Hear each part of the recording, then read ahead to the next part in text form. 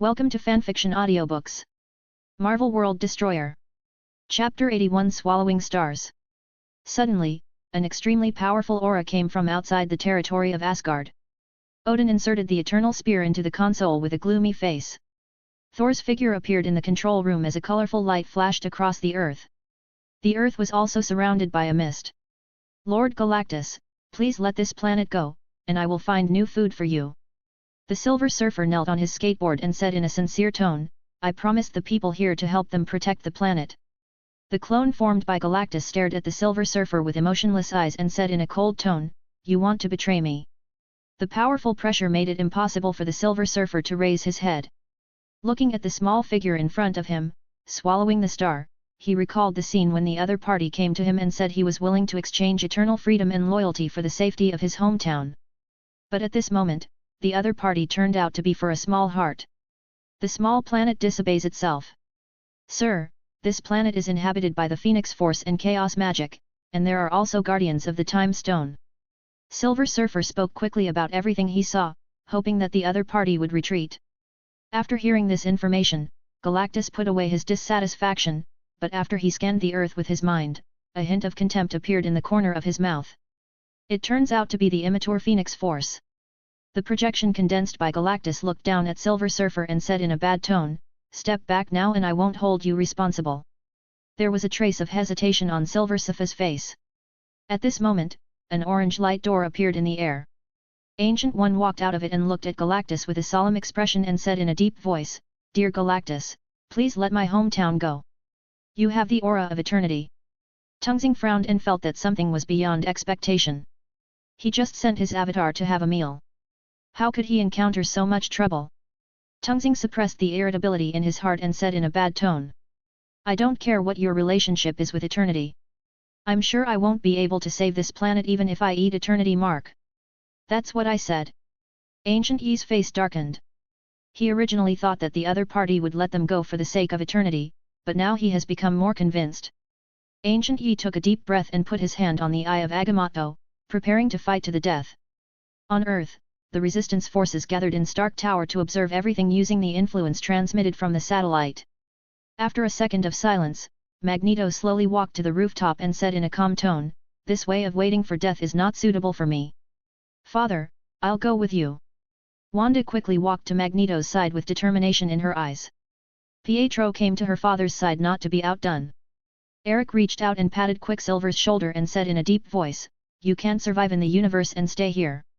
Wait for the news. Jean Grey slowly broke free from Cyclops' shackles and said in a heavy tone, I must participate in this battle. Magneto dragged the two of them into the air quickly. Peter Parker, who was cooking at home, felt as if he was wrapped in sharp knives. The thick dangerous aura made him feel suffocated. Aunt May on the side quickly stepped forward and took the kitchen knife from her nephew's hand, fearing that something would happen to him. Matter. A trace of displeasure flashed in Yang Xing's eyes as he looked at the three figures slowly approaching. With a thought, the surrounding clouds began to surge, and then turned into a giant hand and slapped the three of them fiercely. Jean Grey and Wanda simultaneously activated the blood in their bodies. The energy wanted to resist the opponent's attack, and the next second the three of them fell towards the earth at a faster speed. Quicksilver, who saw all this in Stark Tower, recorded the location of the three people's fall in his mind, and then turned into a silver light and prepared to pick up his relatives. Nick Fury's eyes flashed with a hint of unwillingness, and at the same time, a light yellow beam of light flashed. After penetrating the fog and stopping at the outer edge of the earth, looking at the face that was bigger than the planet, Carol felt that she had arrived at the wrong time. Ha ha ha ha. We are saved. That's because Captain Marvel is the hero of our Earth. Nick Fury stood up and danced to celebrate. Although Yi Hu often said that the other party was not good, he was convinced after seeing Carol destroy a fleet by himself. The other party can solve this crisis, and Yi Hu's words are nothing more than the wail of a weakling in his ears. Roll! Galactus roared with a powerful air wave that broke through Carol's defense, causing her to lose consciousness on the spot and quickly fall to the earth. Everyone who was ready to witness Carol's majestic appearance looked at Nick Fury and wanted to hear the other party's explanation. Ahem, cough, cough. Then Captain Carol must have been tired from the journey and was accidentally attacked by the gangsters. Nick Fury looked down at his Sakura heifer leather shoes, his tone no longer as arrogant as before. After shooting down Carol, Galactus contracted the surrounding fog and prepared to swallow the earth into its belly. When the Ancient One saw this, he swallowed all the energy gathered into the Eye of Agamotto, using all its strength to activate the Time Stone to slow down Galactus. Just when Guyi could no longer hold on, a light blue space gate appeared in the universe. Yihu came to Guyi with brisk steps and whispered, "Give me the Time Stone." "Here comes another little ant." Tungxing Lang said in a bad tone, "Don't think that having a space gem means it's great." Yihu focused his eyes and used all his strength to activate the space gems in his body to infinitely enlarge the distance between the surrounding fog and the earth. A flash of surprise flashed in the eyes of the swallowing star clone and then manipulated the fog to break through the layers of space to surround the earth again. Yihu raised his eyebrows. He urged with a tilted head. "Give me the gem quickly." After Guyi hesitated for a few seconds, he opened the shackles of the Eye of Agamotto. The time gem slowly flew into his hand under the pull of mental power. Looking at the gem in his palm, Yihu said softly. "Time is king, space is king, destiny is the king of cause and effect." As soon as he finished speaking, Yihu moved his eyes to the fusion card in his backpack and thought about using it silently. The next second the time gem slowly integrated into Yihu's body. He felt that using the space barrier was much easier than before. Yihu was enveloped by the space barrier. Galactus's clone slowly compresses the opponent's range of activity and uses the time stone to accelerate. Soon a silver Rubik's Cube appeared in Yihu's hand. Looking at the swallowing star clone struggling inside, he said in a bad tone, "Aren't you very capable? Come and gag me." A violent look flashed in the eyes of the trapped star swallow clone, and then its body began to expand rapidly. Yihu was stunned for a moment, then remembered the self-destruction in the novel and subconsciously threw the Rubik's Cube into the distance. As the Rubik's Cube expanded, the surrounding space began to vibrate. A destructive energy burst out from the Rubik's Cube and swept around. Yihu used all his strength to activate the space gems to form space walls in front of the earth. He began to curse in his heart that Tungxing did not follow martial ethics. He was just saying a few words of praise. How could he be so strong? As the last barrier was broken, the huge energy overwhelmed the three of them. Silver Surfer and Ancient Yi looked at Yihu with resentful eyes, and then they all vomited blood and fell to the earth. Yihu quickly used the time gem to slow down the flow of time around him. Chapter 82 Serious Injury. The time stone bought Yihu a few seconds to condense a space barrier in front of him. After spitting out a mouthful of blood, Yihu fell towards the earth. At this moment, the energy emitted by the self-destruction of the swallowing star clone began to shrink inward, and Yihu was struck by this. A wave of energy came to the location where the Rubik's Cube was discarded, and the surrounding pressure caused him to suffer secondary damage. After the explosion, the remaining energy turned into dots of blue light and dissipated in the universe. Nick Fury looked at the falling figure with a cold light flashing in his eyes. At this moment, Yihu's figure suddenly disappeared from everyone's sight, and the satellite turned several directions without a trace. Can find each other's figure. A look of pity flashed in Nick Fury's eyes. Galactus, who was traveling in the depths of the universe, frowned. One of his clones was destroyed just now. After sensing the location, Galactus began to contact the Silver Surfer. The clone was responsible for the other party. The other party should know the specific circumstances of disappearance in the area. The falling Silver Surfer's tray was stopped in midair by a burst of energy. Galactus's voice brought the dizzy Silver Surfer back to his senses. After hearing the other party's inquiry, he hesitated for a second and whispered, "Sir Galactus, we are in the same place.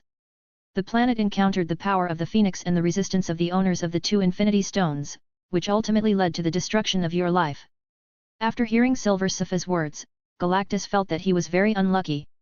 After thinking about the energy needed to regain his face, he found that the energy gained after killing a few people was far less than the energy consumed. Energy is very important for Galactus, who is always hungry. After hesitating for a second, Galactus ordered Silver Surfer to continue looking for a suitable planet.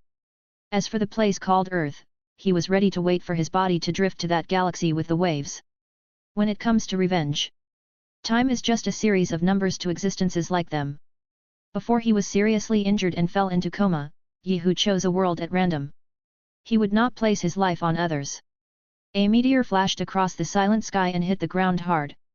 Blue Rabbit, who was practicing his sword in the back of Jade Toad Palace, looked at the meteor falling from the sky. Meteor's heart sank. This was the first time she had seen a meteorite so close. Years of practicing martial arts had made her eyesight much better than ordinary people.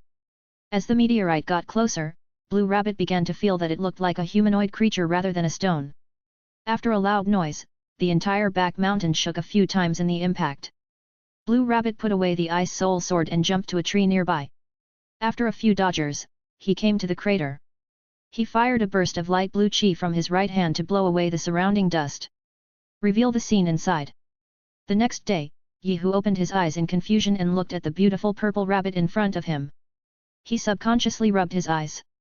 When he looked again, he saw a trace of blush on the other person's cheeks and said with some annoyance, "Master, why are you looking at this slave like this?" Yehu shivered subconsciously. This scene was really scary. After hesitating for a second, he whispered, Girl, where is this place? Did you save me?" "Giggle, geek, what you say is really interesting," the purple rabbit said with a sweet smile, "it is our palace master who saves you." "Princess? I wonder which country you are a princess from." Zi2 rolled his eyes at Yehu and said angrily, "It's the palace master, not the princess. The one who saves you is our Jade Toad Palace Master Blue Rabbit." Yehu nodded subconsciously and then his pupil shrank. Hey Xiaohu's words seemed to be echoing in his ears, "You are like a Hung Mao young hero. How can I, Hey Xiaohu, not be as good as Hung Mao?" At this moment, there was a sound of pushing the door open. Yehu turned his head and saw a blue rabbit with beautiful features wearing a yellow fairy skirt with a green ribbon hanging on his shoulder. He pushed the door and looked at Yehu. With that demented look, Blue Rabbit frowned and said with some dissatisfaction, "Does this young master still remember what happened before?" Hearing this ice-cold voice, Yehu slowly came back to his senses and said with emotion, "I have heard about the name of Blue Rabbit, the master of Jade Toad Palace for a long time, and today I saw that he is indeed well deserved." Looking at the other party's increasingly cold face, Yehu lifted the quilt and stood up and said in a sincere tone, "I always repay kindness. If you need help after you take this thing, you can press the red button." "No need. I, Blue Rabbit, save people and never ask for anything in return." Yehu threw an enhanced version of the signal transmitter to Blue Rabbit but was thrown back again. Blue Rabbit ignored the astonished Yehu and pointed to the door with his right hand and said in a cold voice, "Go slowly and don't send me away." The corner of Yehu's mouth twitched slightly, he put away the signal transmitter, walked to the door, and looked at the other person's figure again as he passed by. He felt that when he was a child, he must have had a crazy brain to think of this girl as a goddess. Blue Rabbit turned around and looked at the retreating figure with a trace of disgust in her eyes. What she hated most was this kind of scoundrel. At this moment, the maid next to her heard an exclamation. Lan Tu looked up and saw the scene of Yehu taking off with his hands on his back. Even though she was well informed, she felt that all this was a bit mysterious. People cannot at least not have such strong qinggong. This is the first time she has seen someone able to fly in the sky without using any objects. After leaving the Jade Toad Palace, Yehu randomly found a direction and flew 10 kilometers before seeing a small town. 10 minutes later, Yehu arrived at the entrance of the town and looked at the humanoid animals passing by. He couldn't help but take a few more glances. "Bah! If you look at me again, I will dig out your eyes." A tiger-headed man in plain clothes with a round waist and one hand on his hips pointed at Yehu with the other hand. Looking at the two huge chest muscles on his chest, Yehu didn't understand how the tiger could have such a thing. "Officer! This scoundrel is scornful of me." Yehu stared blankly at the tigress clinging to a skinny sheep-headed man who was less than half her height. Looking at the brother who looked like he would rather die, Yehu sighed and cast an admiring look at the other man, and then he chopped the stone bricks under his feet with force and said in a cold voice, "Disappear in front of me within 3 breaths or else, die." The tiger-headed man swallowed his saliva and carried his husband on his back and disappeared from Yehu's sight at a speed of 100 meters in 9 seconds and 5 minutes. 5 minutes later, Yehu came to a restaurant and the waiter came to Yehu with a buffalo head and said flatteringly, "Sir, do you want to work in a hotel or stay in a hotel? Eat first, we'll talk about accommodation later." Yehu glanced at the waiter with a calm expression, then walked to the corner of the hall and sat down and said softly, "What are your specialty dishes here? Our braised beef tastes amazing. Would you like to try it, sir?" Yehu took a closer look at the waiter's beef head and immediately felt that the beef was no longer fragrant. After circling it for a week, Yehu chose a species that was not available in the hall and whispered, "Bring me a roast goose, and a pot of good wine to go with it. An appetizer." The waiter reached out and took the broken silver handed by Yehu, put it to his mouth, bit it, and walked quickly to the kitchen with a hint of joy in his eyes. Half an hour later, a waiter with a big goose head came to Yehu carrying roast goose and wine. Said respectfully in front of the tiger. "Sir, this is your order. Go down." Yehu waved his hand at the opponent, feeling that the goose couldn't eat any more. Chapter 83 Black-Hearted Tiger. After the shop waiter left, Yehu took 2 deep breaths to calm down the complicated emotions in his heart. When he looked up, he saw the pig-headed man on the opposite table hugging a pig's head and eating happily. His face was full of happy smiles, which made Yehu finally arouse his appetite. It disappeared, and after eating, the clerk at the restaurant enthusiastically recommended several nice rooms. After Yehu left, the waiter in the shop quietly wiped the saliva from the corner of his mouth. Just as he was about to pack the untouched roast goose, he saw that the goose head Xiaoer had almost eaten it. Legs swallowed into belly. At the same time, in a valley in the distance, Hung Mao wearing a white bunt outfit was practicing the fire dance and whirlwind swordsmanship in a grove. Just as these men in black appeared to catch the unicorn, Hung Mao repelled them. "Go to a cliff and tell the father White Cat about the matter. It's the Black-Heart Tiger who came here. You take this Chonghong sword to find the other successors of the 7 swords. Remember to protect Kailan." The White Cat took off the Chonghong sword from its back and handed it to Hong Mao, urging him to leave quickly. After 10 minutes, the bat slowly flew over the White Cat's head, and a voice of self-importance came from a distance. "Ha ha ha ha, Chonghong Sword Master still recognizes the Lonely King." A black sedan chair flickered in the forest and soon came to the White Cat. A bloodthirsty and violent internal force came out from the sedan chair and slammed into the White Cat, but it stopped 3 feet in front of it. There was a flash of light, and the whole person was like a sharp sword out of its sheath. With a lift of his right hand, the long sword was unsheathed and fell into his hand. After a fight, Black-Heart Tiger was wounded by the fire dance whirlwind sword technique used by the White Cat regardless of life and death. This was the first time he was injured after breaking through the 12 layers of Black-Heart Demon Palm. Hung Mao, who cared about his father, returned to the battlefield and saw a long sword full of cracks stuck on the ground. After a fierce battle, Hung Mao and Kailan escaped from the forest with the help of Tiao Tiao, but they were shot and fell to the bottom of the valley. Kailan took Hung Mao and led by the blue carrier pigeon to Yuchen Palace for help. 7 days later, Blue Rabbit and Hong Mao, who had just recovered from his injuries, practiced the combination of 2 swords in the valley, but Hong Mao fell to the ground due to the relapse of the old injury. At this time, Zato came to the valley and told Blue Rabbit that the demon sect surrounded the wild boar without precepts to ask for relatives. Remembering that Hong Mao's injury would take 7 days to heal, Blue Rabbit decided to pretend to agree to Zhu Wujia's marriage proposal until Hong Mao's injury healed. Soon the news of Zhu Wujia marrying Blue Rabbit spread to the small town where Yehu is located. Although Zhu Wujia is lustful, he can control the situation well and does not become a licking tiger like He Xiaohu. Yehu prepares to take action when the heirs of the 7 swords gather together. On the wedding day, Zhu Wujia has the most glorious moment in his life and goes to the wedding hall with Blue Rabbit in red robe to get married. In the bridal chamber, Blue Rabbit begins to ask about the antidote to butterfly dart. After a big battle, everyone escaped from Jade Toad Palace with the help of Da Ben. Yehu stood on the top of the mountain and looked at the carriage below with a flash of light in his eyes, and released Esteth from the contract space with a wave of his hand. "Yehu." Esteth lowered her head and whispered with 2 blushes on her face, "Did you let me out because that star has left?" Speaking of this, Esteth raised her head and looked at the surrounding mountains and rivers with doubts in her eyes. Yehu gently patted her arm and said in a sincere tone, "This is a new world. I promised you to have something to catch. Endless prey, now let's hunt to your heart's content." A flash of bloodlust flashed in Esteth's eyes, but when she met Yehu's eyes, she regained her previous softness and said softly, "No need, as long as I can be with you." Yehu's body stiffened and he exclaimed in his heart, "Good guy, it's really nice after the iceberg melts." Just when he was thinking about how to resist the temptation, a soft touch came from his arm. Esteth gently leaned his head on Yehu's shoulder. On the ground, he looked like he was ready to pick and choose, which made him feel like he couldn't bear it. The 2 followed the carriage to a town. Yehu glanced at the shy figure beside him and walked towards the restaurant with uncontrollable legs. The next morning, Yehu stared blankly at the ceiling. "Last night, Esteth, it seemed like I had returned to the time when I was riding a horse to fight, and I didn't care whether Yehu could bear it or not." As the relationship was confirmed, Esteth became more and more clingy, The smile never stopped when she got along with Yehu. 3 months later, the two stood at the top of the valley, Esteth gently snuggled into Yehu's arms and pointed downwards. The tiger-headed man whispered. Anata, why do you care about him so much?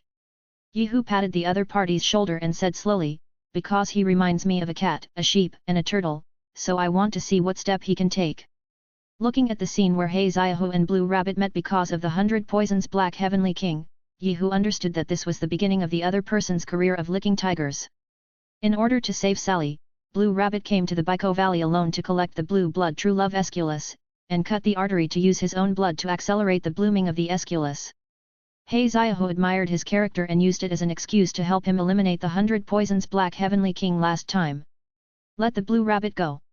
Half a month later, Heiziahu stood in a cave and summoned his inner strength to smash the boulder with his palm and roared, Young Hero Hung Mao! Young Hero Hung Mao! You have a mouthful of Young Hero Hung Mao and I, Heiziahu, are not as good as him. This is not something that cannot be compared.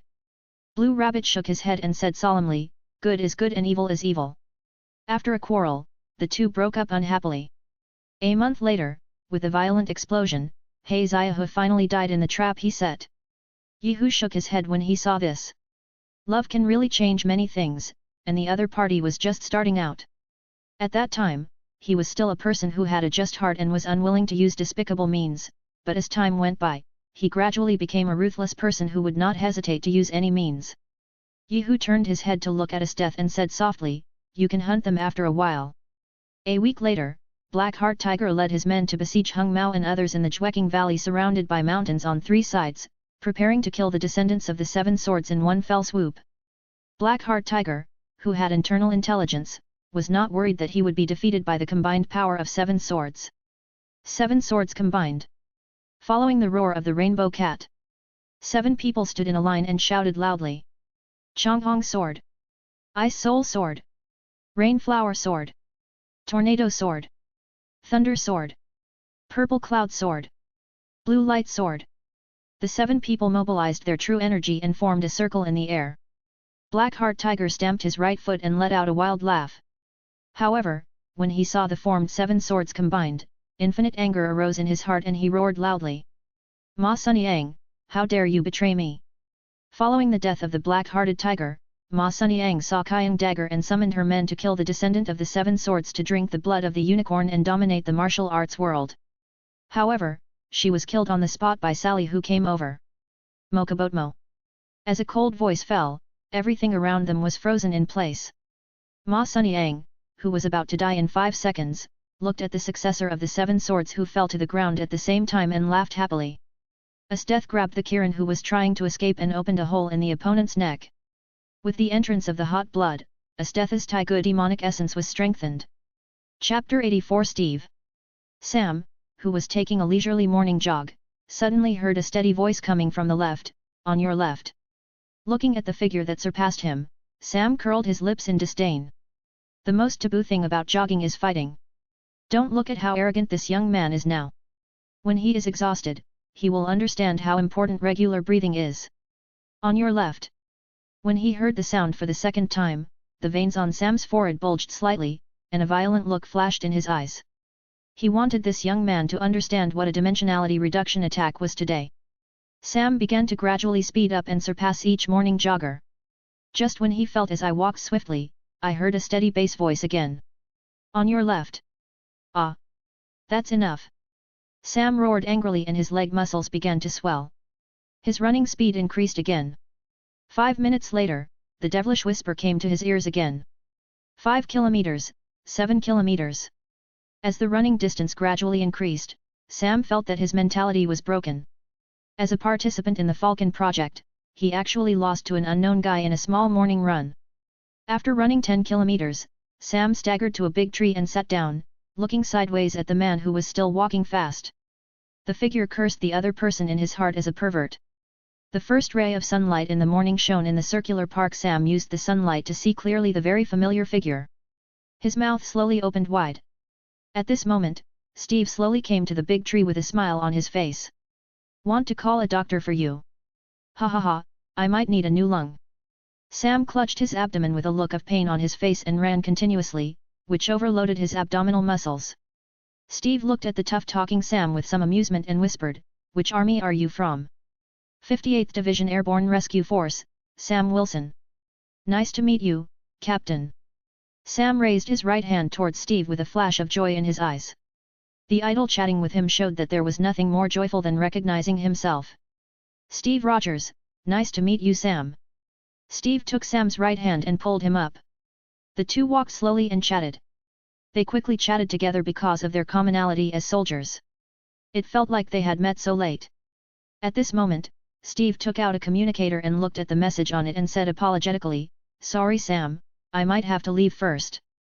As soon as she finished speaking, Natasha parked the sports car next to the two of them and said in a calm tone, "Hi. You two handsome guys, do you know how to get to the Smithsonian Museum? I'm going to pick up a fossil." Steve rolled his eyes and opened the car door and got in. Sam knelt down and said hello to the beautiful Natasha and watched the sports car leave his sight. 2 hours later, inside a Quinjet, Rumlow pointed at the screen. The Lemurian star said in a low tone. "A group of pirates hijacked our satellite launch ship and demanded a price of 1.5 billion. Steve frowned when he heard this, moved his head close to Natasha and whispered, "I hate wiping Fury's ass all the time. Relax, it's not that complicated." Natasha comforted her casually and then began to think about how to handle the task given to her by Sonic Fury alone. 10 minutes later, Steve opened the cabin door, put his shield behind his back, jumped into a black shadow and jumped off the plane. He doesn't seem to be carrying a parachute." A newly joined commando looked at Rumlow in surprise. Seeing the idiot look in his boss's eyes, the team member remembered the identity of the man just now and felt that he had asked a stupid question. He quickly lowered his head and pretended to organize his equipment. Steve stretched his limbs as much as possible in the air and then adjusted the angle of entry into the water. A subtle sound of entering the water was masked by the sound of the aircraft carrier's engine and the sea breeze. Steve grabbed the chain on the anchor and quickly came to the splint to grab a patrolling terrorist. Knocked out. The body curved like a hunting cheetah and quickly rushed towards the enemy in the distance. The three people patrolling the corridor only felt a gust of wind blowing through them and then lost consciousness. Steve lurked from the bottom to the top without making a sound, right there. When the last person was about to fire, a small gunshot sounded overhead. "Thanks." Steve nodded towards the landing. Rumlow stepped lightly on the edge of the shield with his right foot, quickly grabbed the rotating shield with his left hand, and accelerated into the cabin. Upon seeing this, Rumlow shook his head and faced the landing team members. After making a gesture, the team immediately dispersed and slowly approached the cabin where the hostages were. Sitwell looked at the shaking figure at the window and felt relieved. He didn't want to be killed by terrorists as a SHIELD agent. The next second, the door was blasted from the outside before several kidnappers guarding the hostages had time. "Draw your gun and lose your life. Shield never compromises." Sitwell stood up and straightened his wrinkled clothes with a sneer on his face. He made eye contact with Rumlow, who came to the rescue. After Steve finished killing the last enemy, he held down the headset and whispered softly, "Natasha can do it. Turn off the engine." "Hold on." Natasha shouted and knocked down the three enemies in the engine room, and then quickly went to the control room to copy the information on the aircraft carrier. At this moment, two figures broke in from the door. And Steve knocked out the kidnapper leader Bartok. Came to Natasha and said dissatisfiedly, "What are you doing? Why did you plan to join the troops before you were upset? As you can see, I am backing up the hard drive data." Natasha's hands danced on the keyboard and she said calmly, "This is my mission. Your mission has been completed perfectly." After saying that, he picked up the USB flash drive and was about to leave. Steve pulled Natasha hard and said in a cold tone, "Your mission threatens the entire operation." Natasha rolled her eyes and felt that the other party was a little too cautious. The next second Bartok stood up, threw down a grenade and turned around to run. Steve jumped up and hid around the corner with Natasha. "Okay, it's my fault this time."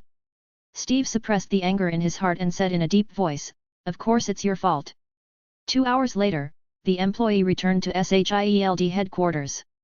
Steve walked straight to the director's office, opened the door, and growled sullenly at Nick Fury, who had his back turned to him, "Are you only telling lies?" "I'm not lying. Agent Natasha's mission is different from yours." Nick Fury turned around with a very calm expression. Steve took a deep breath and came to the desk and said in a deep voice, Don't you have an obligation to share information with me? Do you know that the hostages may die if you do this? So I filmed the best soldiers ever to rescue them. Nick Fury stood up and stared at Steve sharply and said word by word, last time I trusted someone, I lost an eye. Seeing the dissatisfaction in Steve's eyes, Nick Fury said helplessly, I don't want to assign you tasks you don't want to do. Chapter 85 Winter Soldier. Natasha is so unorganized and undisciplined. How can you expect me to lead the team on a mission? That's called everyone performing their own duties. Nick Fury stared at Steve without giving in and said calmly, this way no one can leak the secret because everyone only knows part of the mission. Except for you. Steve stared at Nick Fury with a mocking look in his eyes as if he had seen through you. Nick Fury's eyes turned cold and he said in a bad tone, then you've got me wrong. After saying that, he took Steve into the elevator and headed towards the underground research room. The two chatted for a while. Suddenly Steve's eyes were attracted by the scene underground, and he looked at the expression on Steve's face. Nick Fury put a smile on his lips and whispered, this is the Insight Project. A helicopter carrier 3 generations ahead of its time is connected to positioning satellites. Once it takes off, it does not need to land its engines and can continue suborbital flight. Nick Fury took Steve to the bottom of the aircraft carrier and pointed at the weapons arranged at the bottom and said very proudly, these long-range and precise positioning weapons can eliminate 1,000 enemies in 1 minute. Terrorists can read them without showing up to the satellite. With his DNA, we can nip many dangers in the bud. Shouldn't you be punished for doing bad things? Who are you talking about us? Steve retorted unconvinced. After a second of silence, Nick Fury whispered, last time it was magical. After the Fantastic Four incident, I convinced the World Security Council to let them agree to implement Project Insight, which can better protect mankind. Those superheroes will never appear on the streets again to punish criminals on our behalf. Steve looked at Nick Fury with a sullen face and said coldly, would you like having a gun pointed at your head? And what will those powerful mutants think if you do this? We exchange for their support in exchange for helping mutants establish a homeland in the islands in the Eastern Ocean. Nick Fury showed a wise expression on his face, and then said with a gloomy expression as if he had remembered something, as for Yehu, of course he will someone go talk to him. The public won't like this kind of dictatorship. There was a trace of dissatisfaction in Steve's eyes. He turned to the elevator and pressed the button on the first floor, and rode his motorcycle to the Smithsonian Museum to see his statue. Looking at the pictures in the old video, Steve felt that everything seemed to be yesterday. With his keen senses, he felt that someone was observing him. When he looked sideways, he found that a child was comparing him with the sculpture. Steve smiled. Then put your index finger on your mouth to make a silent gesture. The little boy blankly nodded his head to send Steve away. Watching the video about his friend Bucky, the scene of him falling off the cliff flashed in Steve's mind. After leaving the museum, Steve came to Peggy Carter's ward with a bouquet of flowers in his hands. Looking at the aging beauty and the family portrait on the bedside table, he said in a low voice, you should be proud of yourself, Peggy. Peggy turned her head to look at the family photo with a gloomy look in her eyes, looked at Steve's youthful face and said softly, the only regret I've lived in my life is that you didn't live the life you wanted. There was a smile on Steve's face, and then he said with some melancholy, my principle has always been to only do the right thing. Now this principle has been shaken. The main reason I stayed is because I heard that you participated in the founding of SHIELD. With a sad look on her face, Paige held Steve's hand and said weakly, we can't go back, you should start over. Ahem. Hearing Peggy coughing, Steve subconsciously got up to get the water glass. Nick Fury stood in front of the window and looked at himself in the mirror and whispered, close the window. After the window was completely closed, Nick Fury took out the data copied by Natasha and prepared to check the contents inside. Hearing the voice of denying access from the intelligent robot, Nick Fury said unhurriedly, run decryption. Decryption failed, the file has been sealed. Nick Fury looked at the information that he had authorized to seal in the projection, and his heart sank, and he immediately understood that there was something wrong inside SHIELD. Thinking of the Insight plan that he bragged to Steve before, Nick Fury felt that he might be used as a gun this time.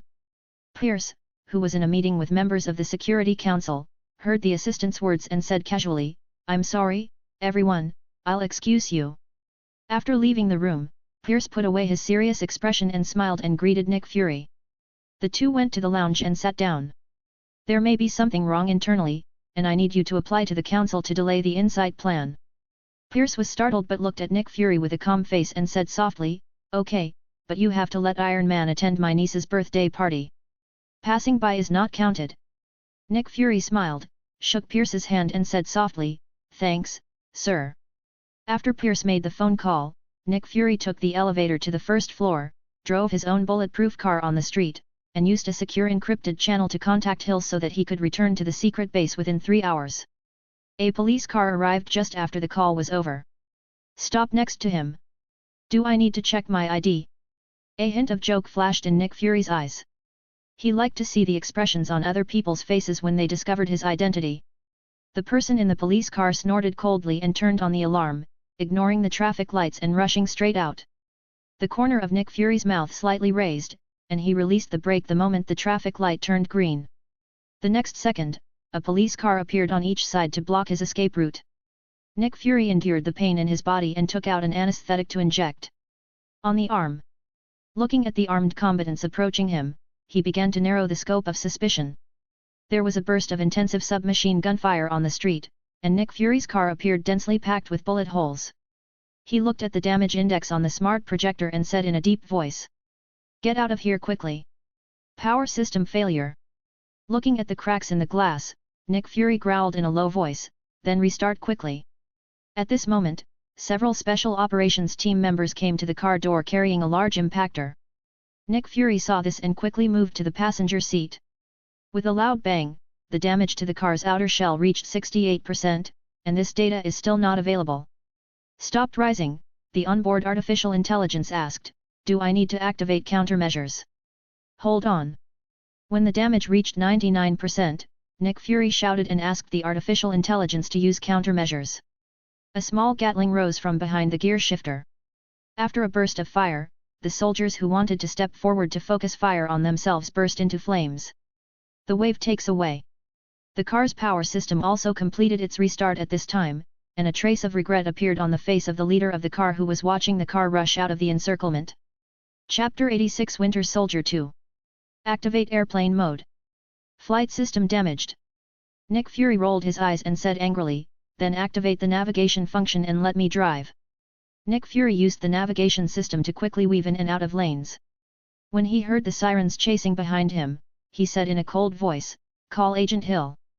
The communication system is damaged. Is there any better place? The air conditioning system is perfectly fine." Nick Fury glanced sideways at the pursuers behind him, resisting the urge to curse, and drove the car to escape. Suddenly, a man wearing a mask and a mechanical arm appeared in front of him and launched a bomb at the car. After the violent explosion, the car rolled over. On the ground, Nick Fury took out the small cutter and twisted the switch at the bottom.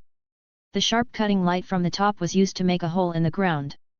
The Winter Soldier who opened the door casually looked at the small hole in the ground and his expression changed.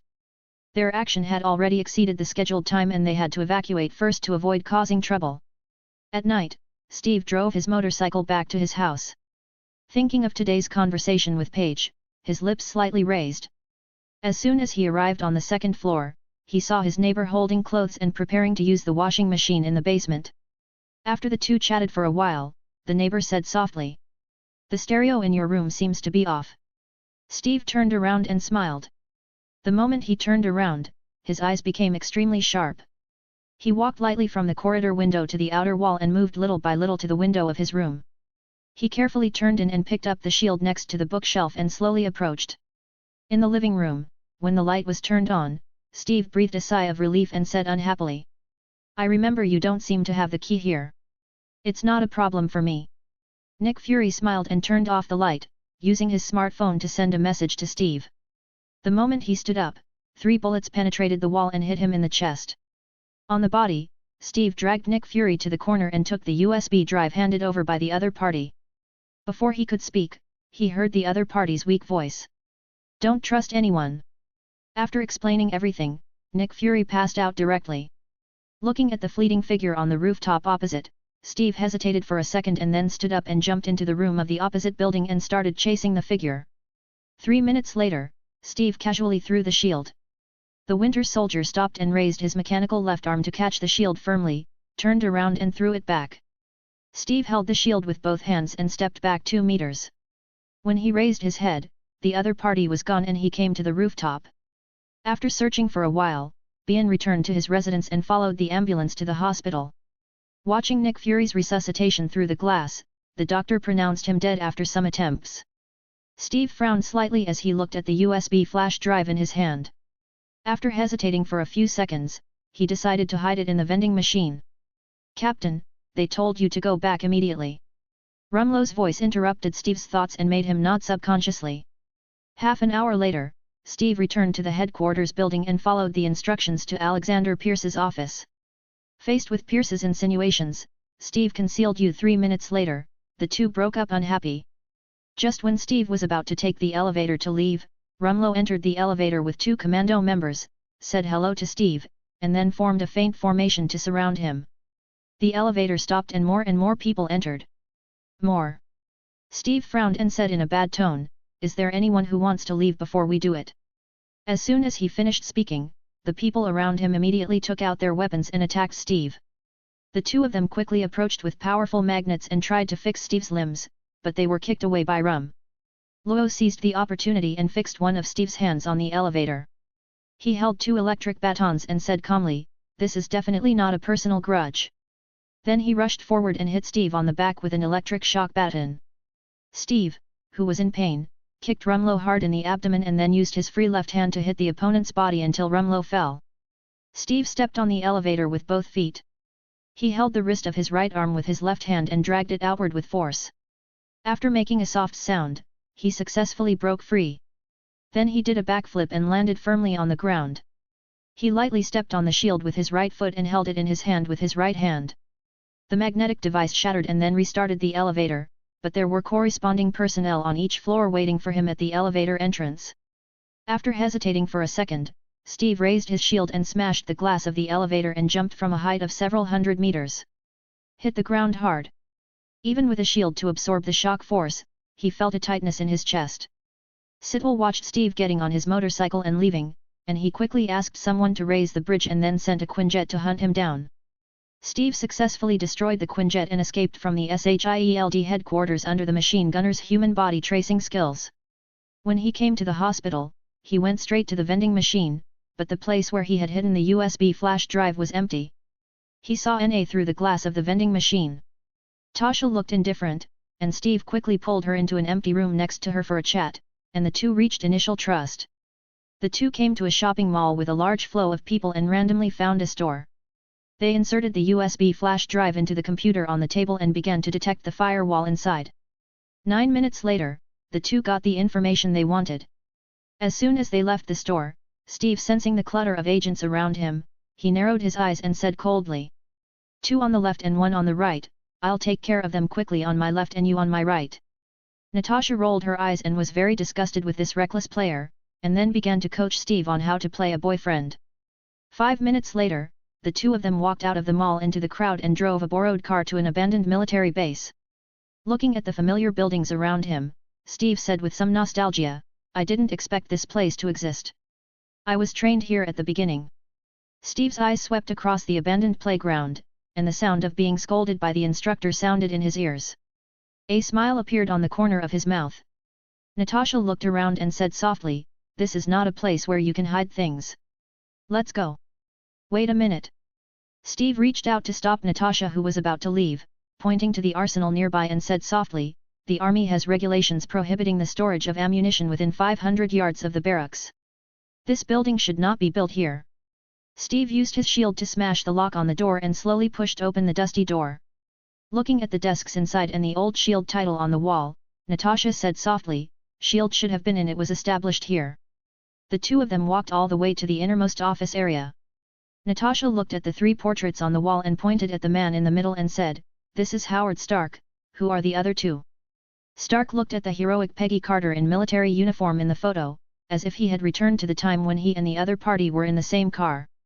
Chapter 87 Winter Soldier 3. Steve withdrew his gaze and came to the information shelf nearby and said softly, "This kind of thing shouldn't exist in such a secret workplace." As the data rack was pushed open to reveal the elevator behind it, Natasha held the decryptor and entered the opening password. The two of them went all the way to the second underground floor.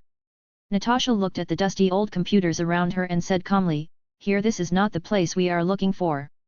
These things are all antiques and there is still a question whether they can be started. As soon as he finished speaking, he saw the brand new U-disc socket on the console. With the mentality of giving it a try, he put the U-disc into it and then entered to confirm and hit the enter key. The camera on the monitor slowly lifted up, and the surrounding instruments began to a face composed of numbers 0 and 1 appeared on the screen, and a dull electronic sound echoed in the room. Steve Rogers, born 1918. Is this a video? Natasha had a hesitant look on her face. The face on the screen turned slightly to the side and said in a harsh electronic voice, I am not the video lady. Maybe I am no longer the same person as when the captain caught me. Looking at the photos on the other monitor, Steve frowned and whispered, the scientists under the Red Skull of Arnon Zola have been dead for many years. What is in the USB flash drive? As Steve asked, Zola told everything.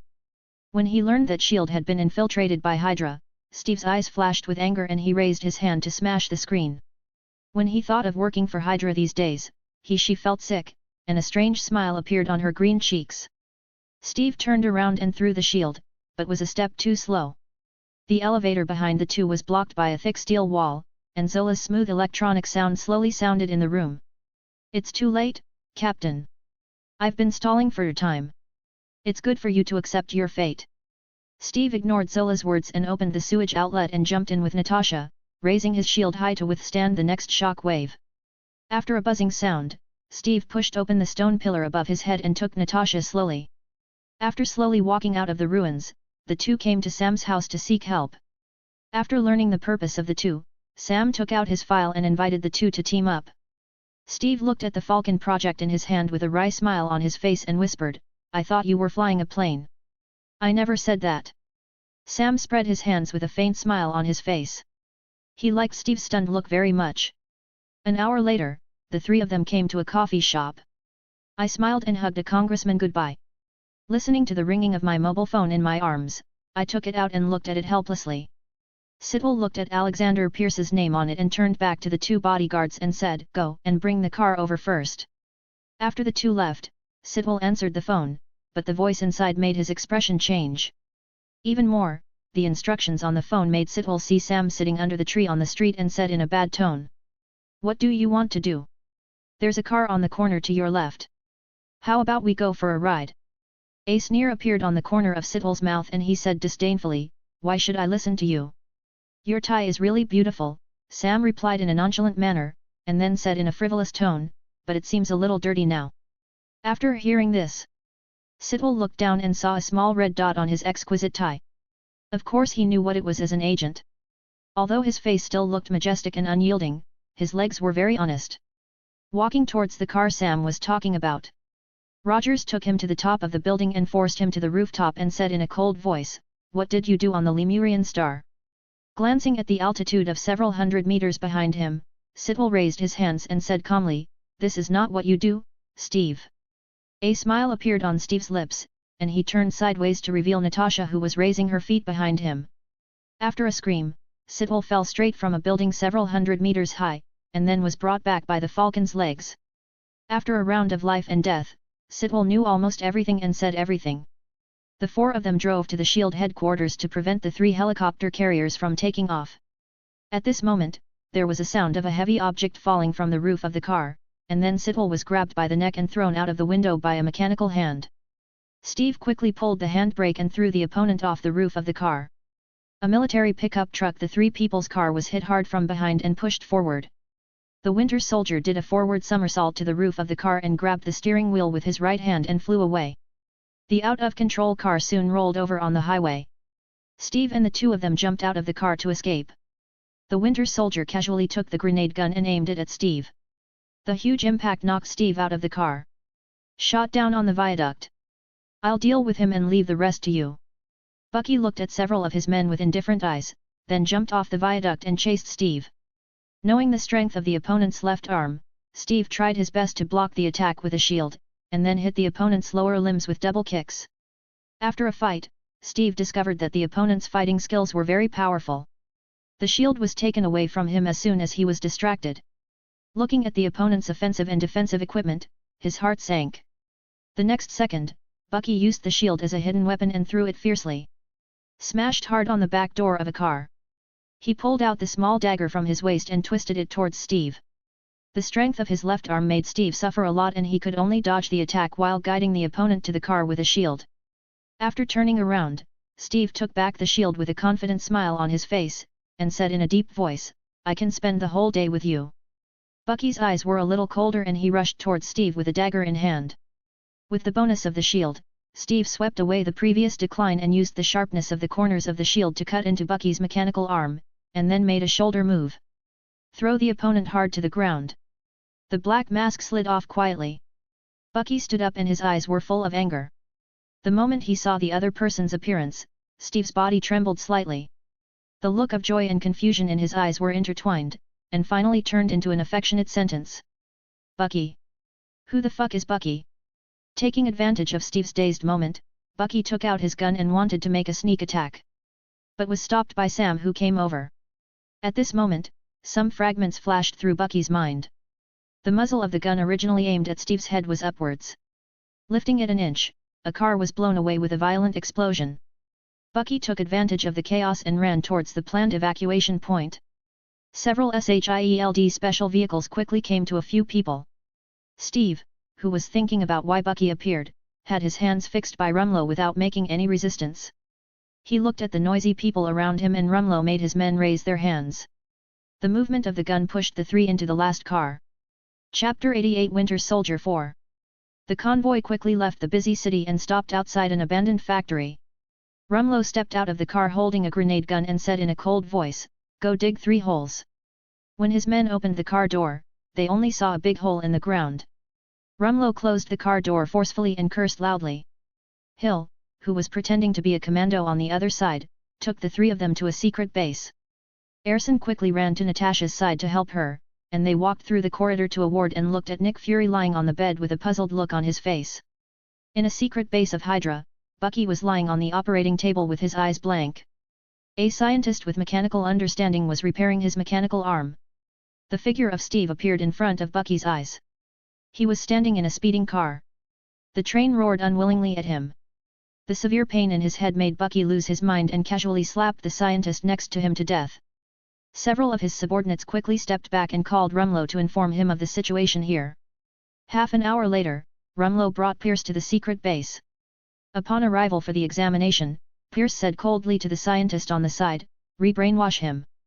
After hearing Pierce's order, Bucky lay on the operating table very obediently. 2 scientists controlled the machine to re-brainwash Bucky. Listening to Bucky's shrill wails, Pierce took Rumlow out of the secret base without looking back. In another base, Nick Fury was holding a photo of Pierce to reminisce about the past. He then put 3 chips on the table and explained their uses to everyone, asking them to put the chips into the main body before the helicopter carrier flew to an altitude of 3,000 meters. Control room. Standing on the bridge outside the secret base, Steve's mind was filled with Bucky's figure. The previous action of raising the muzzle made him convinced that the other party still remembered him. After taking a deep breath, Steve's eyes showed a trace of determination. Money is precious and freedom is more valuable. If Bucky cares about it, he can throw away both. He decided to use his sincere faith to awaken Bucky and find this friend who had been missing for more than 70 years. Early the next morning, the security guard of the Smithsonian Museum opened the exhibition hall door and looked at the bear captain sculpture, his heart pounding, and he said with some despair, "It's over. The jobs are gone."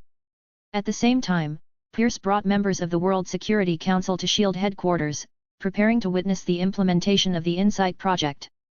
Everyone walked into the hall. Pierce reached out and took the badge handed over by his subordinates and whispered, "This is an identification badge. I can allow you to have smooth flow here." Several council members reached out to take the badge and pinned it on their chests and followed Charles into the elevator. At the same time, Hill took Steve and Sam through a secret passage and entered SHIELD to trick the door of the broadcast room into opening. Steve picked up the microphone to reveal Pierce's identity as Hydra, and informed everyone that SHIELD had been infiltrated, calling on everyone to rise up and resist. Pierce, who was scolding Fang Chu in the conference room, his face darkened. Looking at the distrustful eyes of several council members in front of him, he reluctantly took out his pistol to let them realize the reality. Rumlow quickly came to the console and asked the technicians to advance.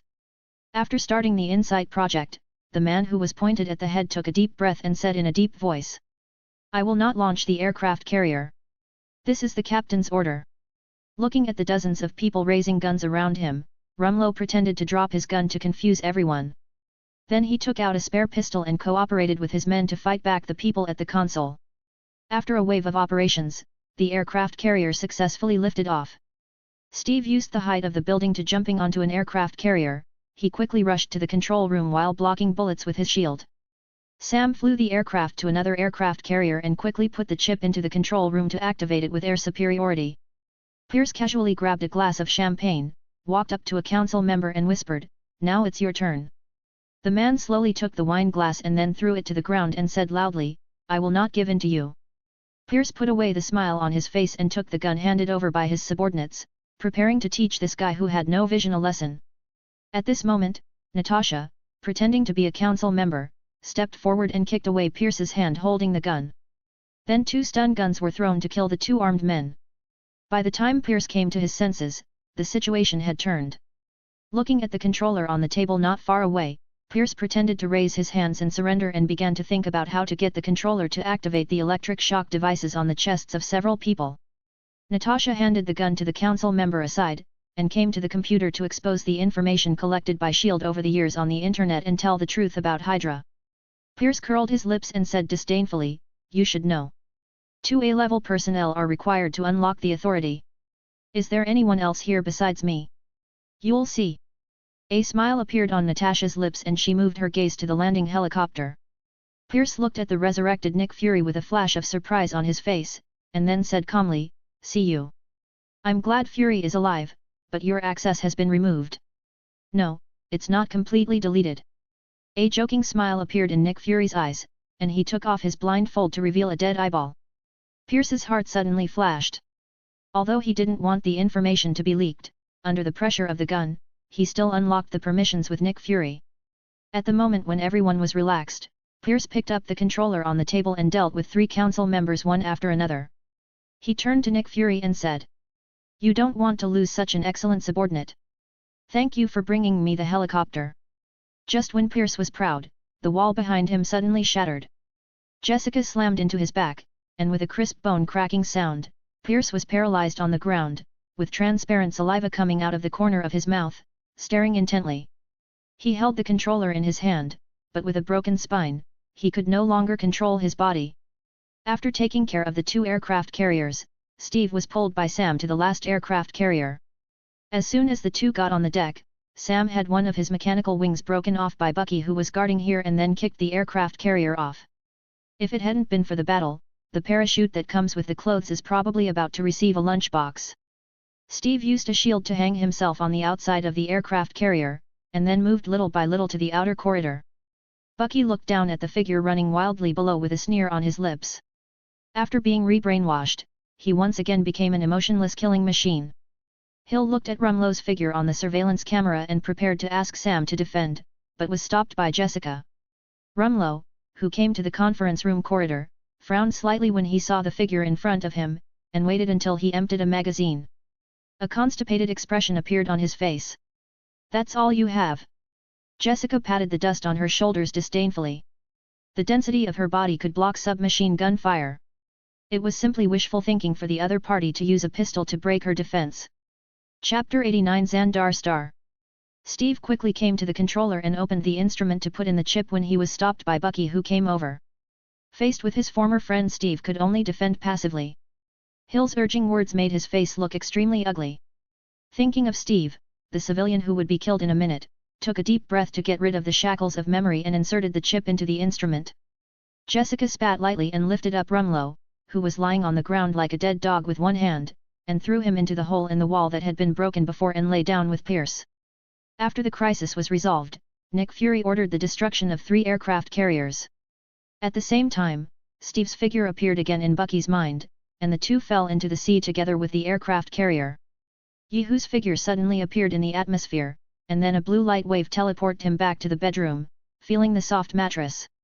A smile appeared on Yehu's face. He had been sleeping on hard boards before, which made him very uncomfortable. Yehu lay on the bed and opened the system panel, looked at the balance of 3,000 points and had the idea of rounding them up into an integer. Thinking that Yehu had once again used the power of the space gem to come to Asgard, the soldiers had become accustomed to seeing the sudden appearance of the space gate. Yehu stepped through the space gate and was escorted by a group of guards to the god's domain hall. "My friend, I need your help this time." Yehu looked up at the figure on the throne and said sincerely, "I need the detailed location of the planet Sandar." Thor, who was about to fight side by side with Yehu, was slightly startled when he heard about Sandar. As a guy with full force points, he didn't even understand the culture inside the 9-star regions, let alone the name Sandar of the planet. "Ahem, let's go have a meal first if we don't see each other. Xandar's matter is not urgent." Yehu nodded when he heard the words. Anyway, it was something he had only thought about before. It would not waste too much time to have a meal. Thor took Yehu to the apse. Odin and Frigga were already waiting here. Yehu saw sitting in the first position on his left hand, Loki said in surprise, "Oh, the third princess is here too." Although Loki, who had just been released, was very angry at what Yehu said, Odin had told him about the opponent's killing of Galactus's clone before. He was not Thor's guy who only had muscles in his mind and had no interest in the kingdom's classics. It can be said that he knows everything about him, so he knows the strength of Galactus very well. "Hello, Your Excellency Yehu." Looking at Loki's flawless elegant smile, Yehu curled his lips and felt inexplicably unhappy. To make friends, you still have to make friends with a muscular man like Thor who writes his emotions on his face. Loki's fondness for a guy with no expression of anger can always buy you a good price with a smile. "Father, do you know anything about Xandar?" Thor bit into the steak and asked casually. Yehu caught a cold and looked up at Odin in the main seat to hear his opinion. Odin took a sip of the drink in the glass and waved his right hand in the air to condense a star map. Then he pointed to the small dot in the center and said, "That is the Xandar star in the Andromeda Galaxy. Their nova core is very famous in the universe." Yehu stared at the icons of the Andromeda Galaxy and memorized them firmly. After eating, Yehu stood up and said goodbye to the four of them. As a light blue light wave flashed past, Yehu appeared outside the Xandar planet. Before he could do anything, as soon as he made any move, an army of 100 people appeared around him. "Who are you? Why do you come to Xandar?" "Of course I'm here for a trip." Yehu rolled his eyes and said angrily, "Your Nova Core's control is too lenient. Don't be too rampant, Earthlings." A muscular man slowly came to Yehu and said in a cold voice, "I am Romande, Centurion of the Nova Corps. Your energy fluctuations are too strong and you want to enter Xandar star must be monitored." Yehu looked at the army behind him and frowned, saying in a bad tone, "Surveillance is okay, but please don't disturb my travels." Romande nodded and stepped aside, saying softly to Yehu, "Welcome to Xandar." Yehu rolled his eyes and was very displeased with this kind of attitude of soldiers first and then courtesy. He entered the interior of the planet and looked at the bustling cities and various alien races. Yehu showed shock on his face. After a few minutes, Yehu the monkey stopped in front of a stall. He pointed at a sculpture and said softly, "How can I buy this thing?" The stall owner was a blue-skinned man with a ferocious face and half-closed eyes. Hearing Yehu's question, he raised his eyelids and said softly, 500 universe coins. Hearing the unfamiliar currency, Yehu remembered that he was in an alien planet.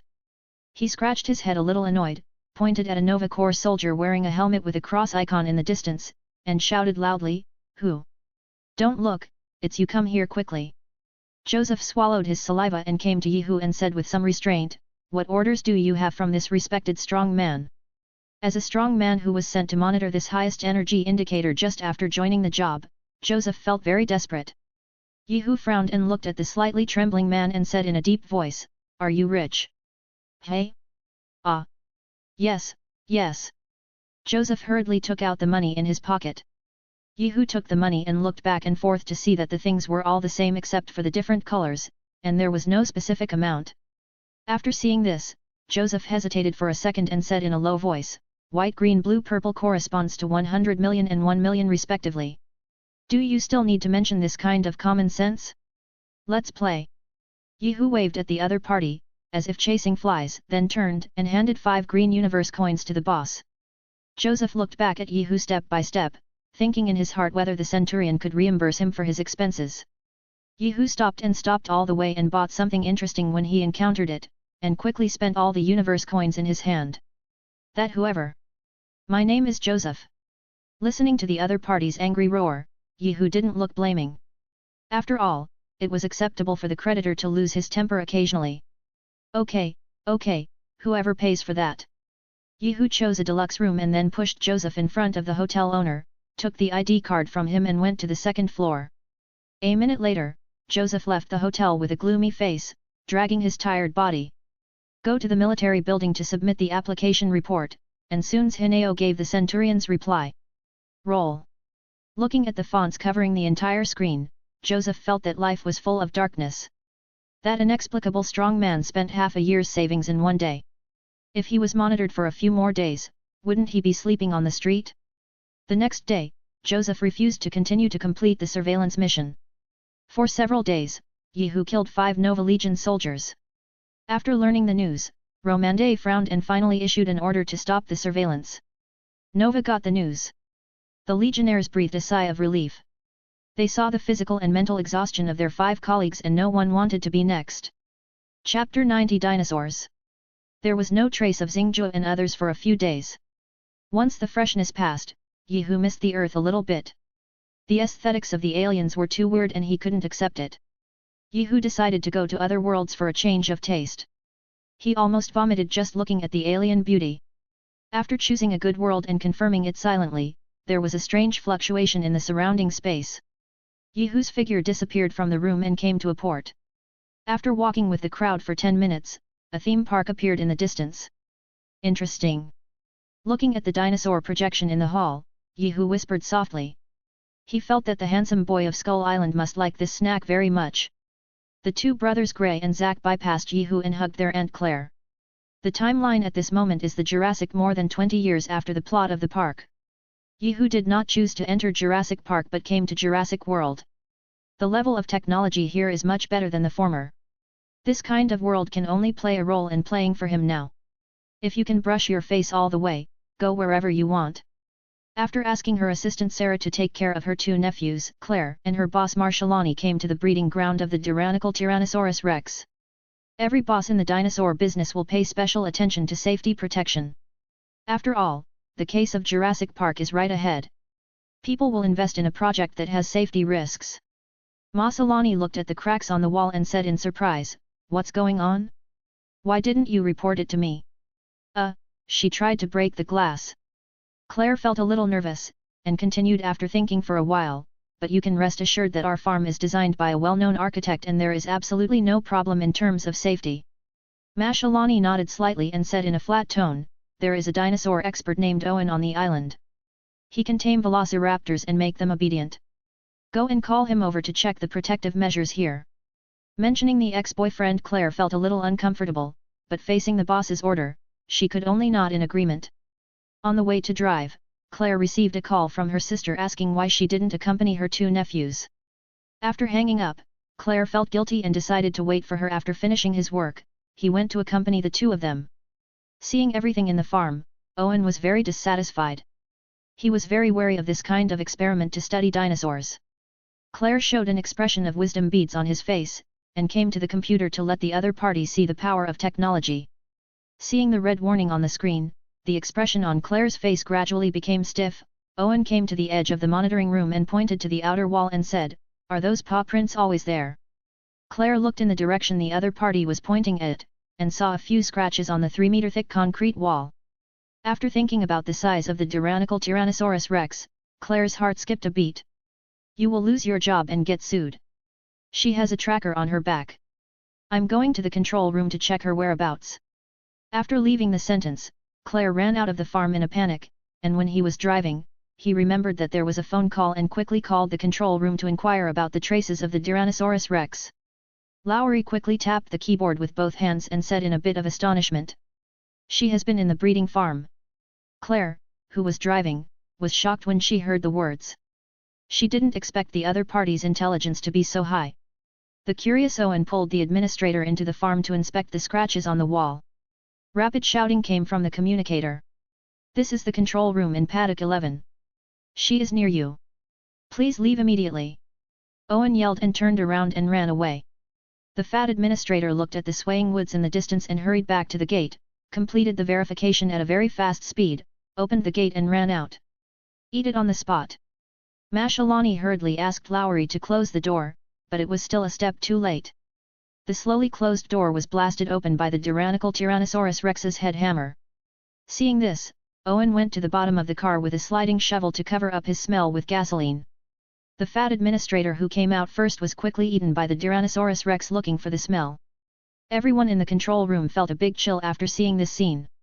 Mashalani stopped the staff from evacuating the crowd, and now the matter has not come at the last moment he wanted to give it a try. Let the pursuit team capture her. Their monthly salary of tens of thousands is not for nothing. Mashalani's unheard voice quickly calmed everyone down, and the hunting team who was notified immediately brought the most advanced electric shock equipment and anesthesia guns. They have long been used to this kind of mission. It only took a short time. A few people drove the car and chased the signal all the way, and stopped when they were 100 meters away from the target. After checking the equipment, the captain began to observe the surrounding terrain and found that it was not suitable for long-distance anesthesia, so he had to take the team into the dense forest to prepare for electric shock. The gun overwhelms the opponent. 10 minutes later, the captain looked at the pieces of meat that had fallen on the ground, squatted down and inspected carefully, and found that the tracker inside kept flickering. His heart sank, and then a big hand grabbed him. The accompanying team members quickly pulled the trigger and fired the electric shock device. Hitting the tyrannical Tyrannosaurus Rex with a weapon that has been tried and tested against small dinosaurs in the past only made her pause slightly and then became more violent. 3 minutes later, the last pursuer was crushed with one foot, and everyone in the control room lost sight of the Tyrannosaurus Rex. Yehu, who was wandering around in a dense forest, slightly raised the corner of his mouth when he heard the sound of a radio broadcast in the distance. The ground suddenly began to shake. A huge creature rushed from a distance.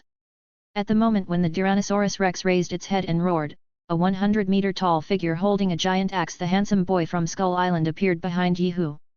The smart Tyrannosaurus Rex immediately understood that he was no match for the monster opposite him. Just as he was about to leave, a big hand grabbed his neck and lifted him up. When faced with this kind of snack, the handsome guys from Skull Island usually eat it directly with their heads removed. Go play and I'll pick you up when I leave later. Yehu waved at King Kong and turned to the control room to kill the fat Xingju. He didn't want to participate in the next few episodes, and there was nothing worth coveting in this world, and he didn't have much patience for waiting for the episodes for too long. Holding a giant axe, King Kong began to search for suitable food on the island.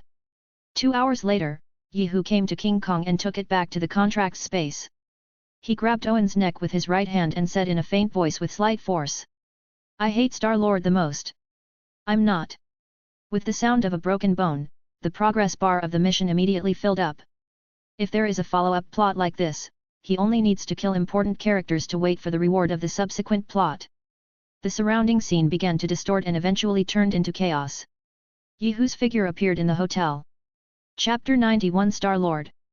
Early the next morning, Yehu left the hotel and walked toward the park in the center of the city. Along the way, many strange-looking foreign beauties cast curious glances at him. At this moment, an angry voice came from the side. "Hey!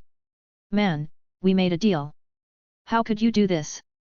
Yehu turned his head and saw Star-Lord looking at Gamera with a shy look on his face. This scene was really a bit jarring, even for the legendary Ghost Rider Ning Ketchen and Dong Yang. The three seniors, including Su Xian, the reckless hero, are not as good as Star-Lord at the moment. After all, the partners of these three are all beautiful. Yehu feels that if they were replaced by Gamera, who was wearing a forgiving look, the story of the three seniors might not have happened. Although he admired the opponent's courage in his heart, Yehu did not stop.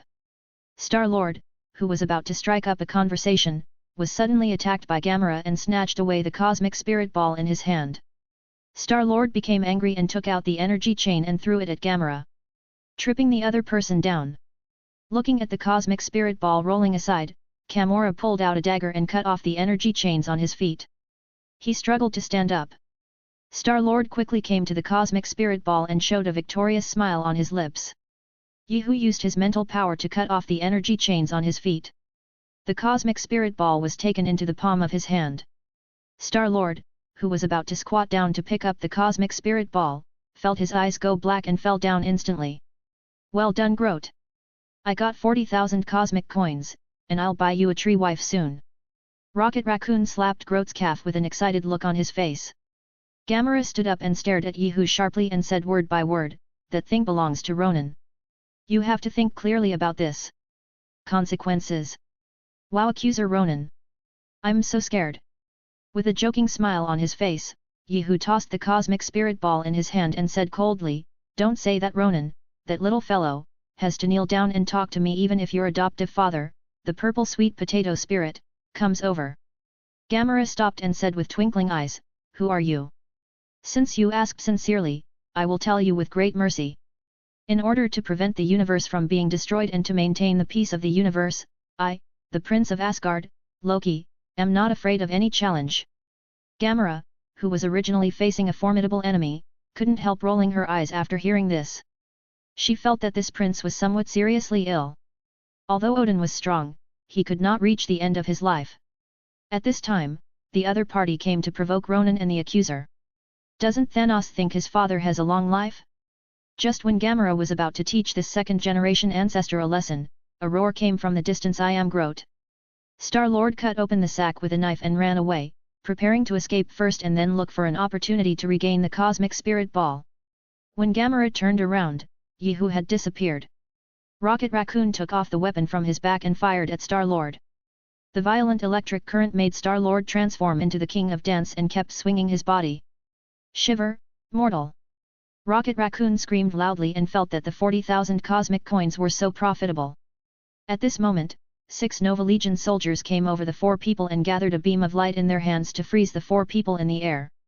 After checking their identity information, they were locked up. After entering Green Prison and returning to the hotel, Yehu took out the cosmic spirit ball and threw it in his hand, thinking about the probability of Ronan and Thanos going to Asgard to settle accounts. Yehu looked at the infinite gems in his backpack with a bright smile on his face. He was only 1 soul gem away from being able to collect all the 6 gods. 10 minutes later, Romande came to the door and said softly, "Is Prince Loki here?" Yehu opened the door and looked at Romande and said dissatisfiedly, "What do you want from me? I have to go back to Asgard in a while and I don't have time to chat with you." Romande was relieved when he heard this. He came here to ask the other party to leave. Now everyone knows that the Prince of Asgard robbed Ronan's things and cursed Thanos as a purple sweet potato. They don't want Xandar Xingjun. He hurriedly struck a railroad while the battlefield was still hot. "I happen to be going on patrol in outer space, how about I see you off?" 3 minutes later, Yehu stood in outer space and looked at the group of Nova Corps behind him that were like sending plague gods. The corners of his mouth twitched slightly. The light blue light wave enveloped Yehu and disappeared into the starry sky. "Captain, is this the Rainbow Bridge? Isn't it said to be colorful?" Looking at the curious eyes of his subordinates, Romande said with a cold face, "Is this your first day as a soldier? Don't you know not to whisper to each other during the mission? Go back and copy the Nova Corps code 100 times and give it to me tomorrow." Looking at the captain's leaving figure, the soldier had a look of despair on his face. How long will it take to copy tens of thousands of regulations and rules 100 times? In Klin prison, the 4 Star-Lords received their respective prison uniforms after being interrogated. The prisoner who learned Gamera's identity began to throw things at each other with unpleasant words in his mouth. Looking at Star-Lord's confused look, Rocket Raccoon spread his hands and said softly, "These people's hometowns and relatives have been destroyed by Ronan and his men. She can only last 1 day here at most. Will the prison guards protect her?" Star-Lord looked at Rocket Raccoon with some anxiety, trying to get a positive answer from the other party, but what caught his eye was the other party's disdainful face. Just as Star-Lord was about to continue asking, something appeared in his sight. A big dark blue hand appears. "Wow, look at this face, I'm going to smear you all over with Gunavian liquid and love you so much." Star-Lord had a look of disgust on his face, but without weapons, it was difficult for him to deal with the 2-meter-tall blue man in front of him. At this moment, Groot walked to Star-Lord and inserted his fingers into the strong man's chest. The nasal control vines began to stretch. Listening to the strong man's painful wails, the surrounding prisoners gasped and reached out to cover their mouths and noses. Rocket Raccoon shook his body and came to Star-Lord's side and shouted loudly, "We are covering this kid. If you want to move, he just has to get past us." Rocket Raccoon was worried about this moving 40,000 cosmic coins. After seeing the power of Groot, those who had thoughts about Star-Lord extinguished the flames in their hearts. Although beauty is good, their lives are more important to them. There is no need to take risks just for the pleasure of the moment. They have also heard of the name of the flower god Colossus tribe. They once established a huge empire centered on tree people near planet. Except for a few powerful races, no one dares to say that they can definitely defeat the opponent. With Rocket Raccoon and Groot taking care of Star-Lord, he successfully protected his anus. A group of prisoners gathered outside the independent cell and cursed Gamera in the most vicious words. At night, several prisoners bribed the guards to open Gamera's cell and take her to the bathroom to prepare to kill their enemies. Stop! Several people who were about to take action were interrupted by a roar. Looking back, they saw a strong man with a bare upper body and a ferocious face walking slowly towards this side. Fear flashed in the assailant's eyes and he screamed. Drax the Destroyer. Chapter 92 Guardians of the Galaxy. Thanos destroyed my planet. Ronan killed my wife and daughter with a smile. It's not your turn to take her life. Drax's cold words made several minions tremble and clamp them to death. Crotch, Gamera took the opportunity to seize the weapons of the two people beside her, stared at Drax with sharp eyes, and said word by word. I am not Thanos's family. He once destroyed my hometown and killed my relatives. I am not Ronan's subordinate either. Gamera slowly dropped the weapon in her hand and stared at Drax with sincere eyes and whispered softly. Said I'm your only hope to stop them. Drax roared angrily, grabbed Gamera's neck and fixed her to the wall, saying in a cold tone, Woman, your words are worthless to me. Today I will let Thanos taste the feeling of losing a loved one. Hey! Calm down, big guy. Seeing that the goddess was about to die, Peter Quill rushed out from the corner and shouted, Your goal is to kill Ronan and she betrayed her, so just stay with us. There is a chance to kill Ronan. Drax looked at Star-Lord who was slitting his throat with his fingers and said with some confusion, Why should I put my fingers on Ronan's neck? Instead of stabbing his heart with a knife. Peter Quill stiffened and suddenly didn't want to talk to this very wise guy, but for the sake of the goddess's life, he resisted the urge to turn around and whispered, Hey, man, don't do anything to make the enemy happy. Drax took a deep breath and slowly released his hand, turned to look at the thin man who had taken the dagger from him and whispered, I like this weapon very much. The thin man looked at the other person's leaving figure and muttered something in a low voice. The rescued Gamera did not thank Peter Quill and turned to walk to his cell. Star-Lord, who wanted to gain favor, followed Gamera and kept saying earthy love words. It wasn't until he told him about the cosmic spirit ball that Gamera stopped and said coldly. We are trapped here and cannot get out, and that thing was also taken away by Loki, the Prince of Asgard. Is it useful to say this now? The corner of Star-Lord's mouth raised slightly and he pointed at Rocket Raccoon beside him and said, This friend of mine has successfully escaped from prison 22 times. After leaving here, it will not be easy to take back the cosmic spirit ball from a little prince with the help of Star-Lord, the biggest thief in the galaxy thing. Rocket Raccoon on the side nodded in agreement. But in his mind he was thinking about what kind of binding method could be used to safely send Peter Quill to Yondu in exchange for 40,000 cosmic coins. Peter Quill ignored Rocket Raccoon who said what was in his heart but looked at Gamera aside and said softly. How much money is your buyer prepared to pay for the cosmic spirit ball? 4 billion. When the two of them heard this number, they shouted Chinese essence in unison, and then they felt that they were tightly surrounded by happiness. They had selectively forgotten that the cosmic spirit ball was not in their hands. Seeing the expressions of the two of them, Gamera raised the corner of her mouth slightly and said in a deep voice, If you can really escape from prison and take back the cosmic spirit ball, I will take you to find a buyer and the money you get will be divided equally between the three of us.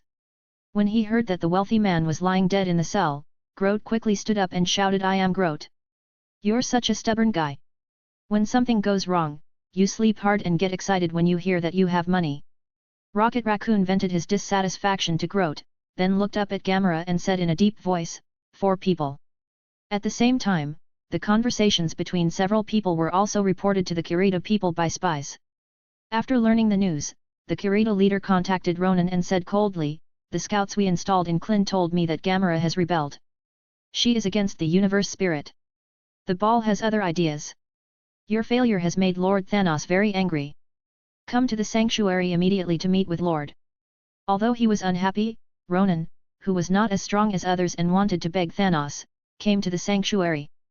After a quarrel, Ronan used the Kree Empire's technological warhammer to control the cosmic energy to kill the chattering Kirito leader, and then headed toward Thanos, who was sitting on the stone chair, said in a deep voice, I hope you will take our cooperation seriously.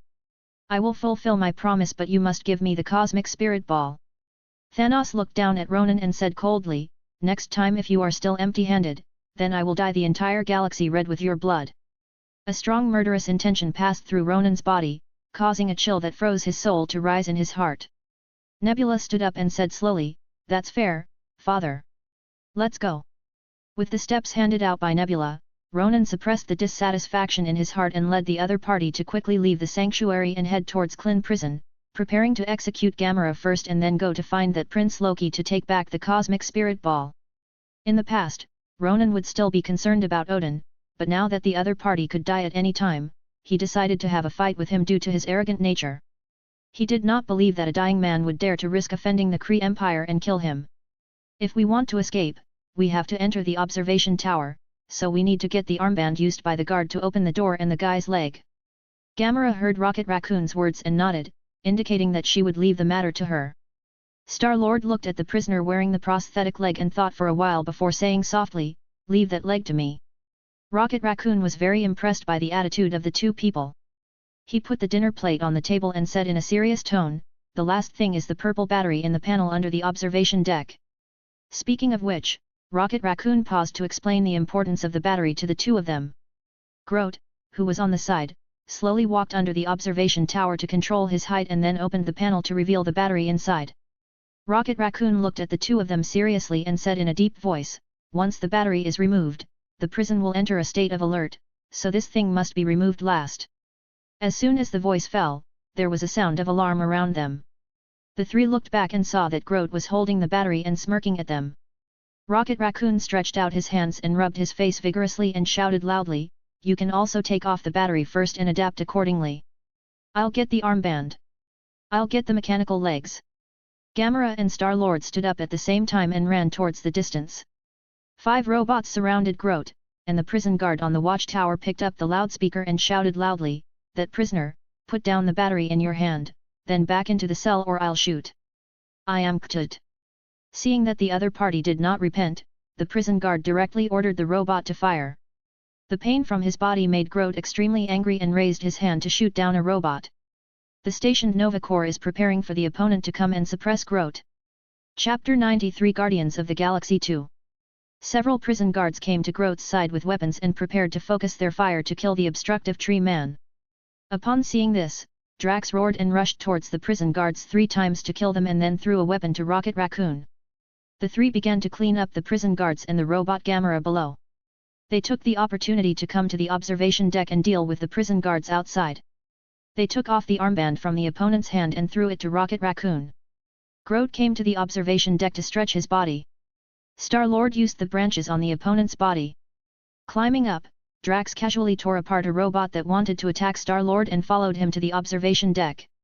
After opening the observatory door and throwing the guards out, Rocket Raccoon cancelled the gravity system in the prison and used the remaining robots to push the observatory towards the prison entrance. Everyone began to look for their clothes. Gamera looked at Star-Lord, who looked anxious. What's the matter? Don't you have all your clothes? Put them on and go. No, that bastard didn't put anything in. Star-Lord showed an angry look on his face, turning his head and said to Gamera, the orange and blue one is my spaceship, you drive it outside the prison and wait for me. 3 minutes later, Peter Quill managed to get back his Walkman. This tape was out of print and meant a lot to him. Damn it! Raccoon, can you drive a spaceship? If you stay any longer, the Nova Legion is coming.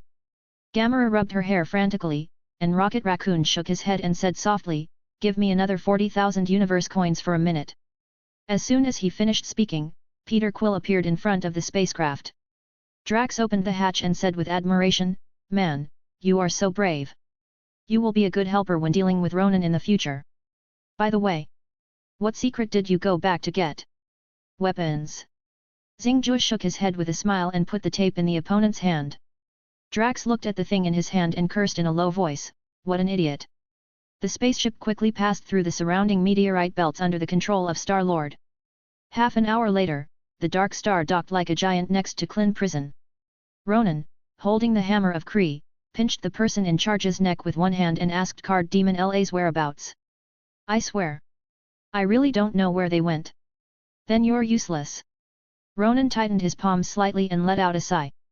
2 minutes later, the Dark Star left Klin prison. When the Nova Corps received the distress message, they only saw nothingness when they arrived. Romande roared. Let's go! Star-Lord drove the spaceship and sped towards Asgard. He couldn't help but think of his hometown Earth.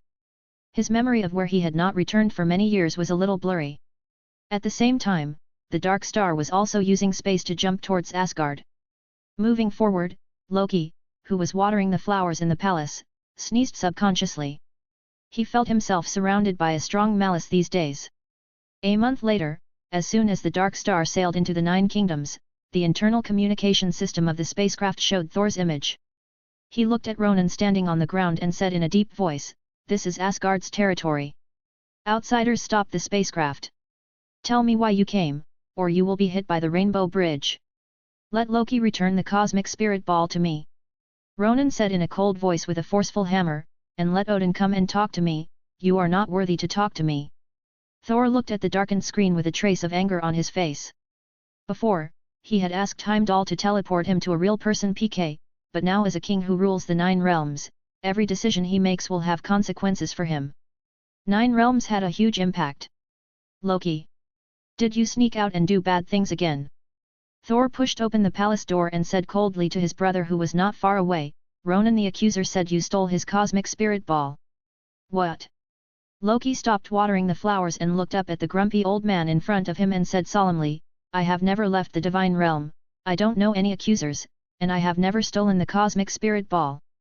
Thor looked at his younger brother's sad and indignant expression and said in a low voice, yes, your acting skills have improved. Rocky feels that the whole person is not good. These days, no one believes in telling the truth. Is there still a law? Is there still a law? Thor took Loki to the main hall to reconnect to the Dark Asterisk and said to Ronan, this is my brother Loki, but he said he never took the cosmic orb. Ronan narrowed his eyes slightly and used his left hand to manipulate the spacecraft controller to bring up the images of that day on Xandar and said in a deep voice, although you guys don't look alike, I don't think a deceitful god doesn't have any means of transformation. Loki looked at the familiar face on the screen and said angrily, damn it. He called Yehu a strong man on Earth. What does what he did have to do with me, Loki? When he heard the word Earth, bad memories came to Ronan's mind. It had always been a pain in his heart when he was scared away by the iron-headed boy Carol. This time, with Thanos behind him and years of training, he decided to avenge previous shame. The matter has become very clear. Now it's your turn to make a choice, Asgardian. Ronan stared at Thor sharply and said word by word, I want to order the cosmic spirit ball. This is Thanos. Promise me that the price of one shot is the battle, and you can figure it out. Looking at the empty temple, Thor's eyes were uncertain. The opponent was a well-known strong man in the universe and had the backing of the Kree Empire.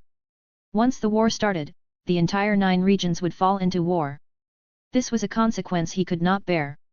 After hesitating for a second, Thor sent someone to call Heimdall to find Yehu's whereabouts. Yehu returned to Earth and waited for a month without seeing Thor come to him. Feeling a little bored, he opened the world option on the system panel and unconsciously slid the screen. Suddenly a picture caught his eye. Hey, spell to fight back, pure love god of war. After Yehu murmured in a low voice, Li Xiang's appearance appeared in his mind and his body shuddered subconsciously. Star-Lord's forgiving girlfriend seemed less green compared to Yi Guju. Yehu took a deep breath to calm down his inner emotions and continued to turn over. Looking at other worlds, after 10 seconds, he stopped his hand on a picture and whispered. One Piece. Thinking of the various abilities inside, Yehu suddenly discovered a new use for the ability extraction card. Although he couldn't use those abilities, he could equip his closest friends with a fruit ability. However, the premise of all this was that the extracted ability did not side effects, otherwise fear of sea water will be fatal. The ocean area where he lives now is not smaller than the world of One Piece. Thinking of the ability extraction card with 10,000 points, Yehu decided to wait until he became rich before going to this world to do experiments. Just when Yehu was about to turn the page again, a colorful light beam appeared in the front yard, scaring him and hurried to the balcony. Shout loudly. Damn Thor, it costs money to fix the lawn. Chapter 94. Thor, who had just landed, suddenly heard someone calling him. He looked up and a smile appeared on his face. He swung the Meow hammer hard and crashed into the room on the 3rd floor. He gave the shocked Yehu a friendly hug. Ha ha ha, nice to meet you my friend. He Yehu said in a low voice with a stiff smile on his face, familiarity is familiarity, but those who should be compensated still have to be compensated, and I won't let you go if I lose a penny. The smile on Thor's face froze for a moment, his eyes rolled and he said in a deep voice, Did you steal something from the Kree, my friend? No. Yehu shook his head and said confidently, How can I call something stolen by my ability? After hearing the first half of the sentence, Thor felt relieved, but Yehu's subsequent words shattered his fantasy. Seeing his friend acting like he was just hanging on because it had nothing to do with him, Thor said with some tiredness, Leader Ronan, the accuser. He led his fleet to the 9 kingdoms to get back the cosmic spirit orb. Then fight. What the accuser can't do even with the swallowing star clone. Yehu showed disdain on his face. After hearing this, Thor's face slowly showed a thoughtful expression. Said well good luck to you my friend. After saying that, he jumped down from the 3rd floor and looked at the figure being picked up by the Rainbow Bridge. Yehu suddenly realized that the other party hadn't given him the money yet. After thinking about Thor's financial situation, Yehu took out his mobile phone and called Jessica. The other party asked someone to come over and repair the villa. Since Natasha exposed everything last time, S.H.I.E.L.D. has been disbanded. After seeing the information on the internet, Jessica also became suspicious of her previous actions, and finally decided to return to her previous life and become a street fighter. Detective. Natasha and Coulson led some people to follow Nick Fury underground and continue to do what they thought was right. Thor, who returned to God's domain, understood that the Earth at this moment was no longer the original planet that needed their protection. Technology is still backward, but individual combat capabilities can rank first in the universe. 3 hours later, the Earth-orbiting satellite captured the Dark Star, and heads of state immediately held an emergency meeting. Nick Fury, who received the image, immediately recognized the appearance of the Dark Star when Captain Carol told him about it. Thinking of Carol's shock when she learned Galactus' identity after waking up and her embarrassment when she left, Nick Fury understood that this trump card would not return to Earth for a long time in the future. She was killed in one move, Captain Marvel, didn't he want to lose face? In the past, Carol would still worry about the Earth, but now she just wants to kill those people who know her dark history on alien planets. Nick Fury used his past relationships to come to the heads of countries and project the information of the Kree Empire on the screen. The leaders of the small countries who were very dissatisfied with his attendance at the meeting immediately shut up. Nick Fury proposed a plan to drag the opponent into ground combat and then send strong men to surprise the spaceship. Thinking of the city-like spaceship, the leaders of various countries had endless desires in their hearts. As long as they understood the opponent's technology, the technological level of the Earth could be improved by several levels. Standing in the universe, Yehu took a liking to the Dark Star at a glance. With this spaceship, he was equivalent to having a foothold in space. At least for a few decades, the Earth will not be able to organize effective forces in the universe to fight against the Dark Star. Looking at the light blue planet in the distance, Ronan's eyes flashed with hatred. His hand holding the warhammer tightened again and again before he hesitated again and gave the order to enter the planet. Compared to blasting the entire planet with a cannon in outer space, he was more I like to witness the other party struggling to survive, so that my fearful heart can be relieved. Seeing that Ronan was not going to use long-range attacks, Yehu immediately used the space gem to send himself back to the Earth. As soon as he returned to the villa, he saw the alien invasion announcement scrolling on the TV screen, which listed the information about the Kree and Ronan's cruelty. The leaders of various countries want to use this to discover the hidden strong people, and after the war is over, they will win over the powerful people, while the weak ones will devote themselves to science. At first, people didn't really want to believe the information on TV. The information previously exposed by S.H.I.E.L.D. made them distrust the government. However, when the picture of the Dark Star destroying the city appeared on TV, some people were shaken. Soon, various countries' a group of Kree Empire fighter jets appeared in the sky, and people hid in air raid shelters under the escort of the army. Ha ha ha ha. That's it. Looking at the war-torn scenes on the screen, Ronan laughed heartily, raised his hands and shouted loudly, cry. Beg. Struggle. Then, die. Nebula on the side looked at Ronan's ferocious face. Thousands of thoughts flashed through her heart. Such a being would never be inferior to others. What she had to do was to try her best to help the opponent increase his strength and cause trouble for Thanos. It would be best to kill him. Thinking of this, Nebula touched her cold face. Hatred and a trace of fear flashed in her eyes.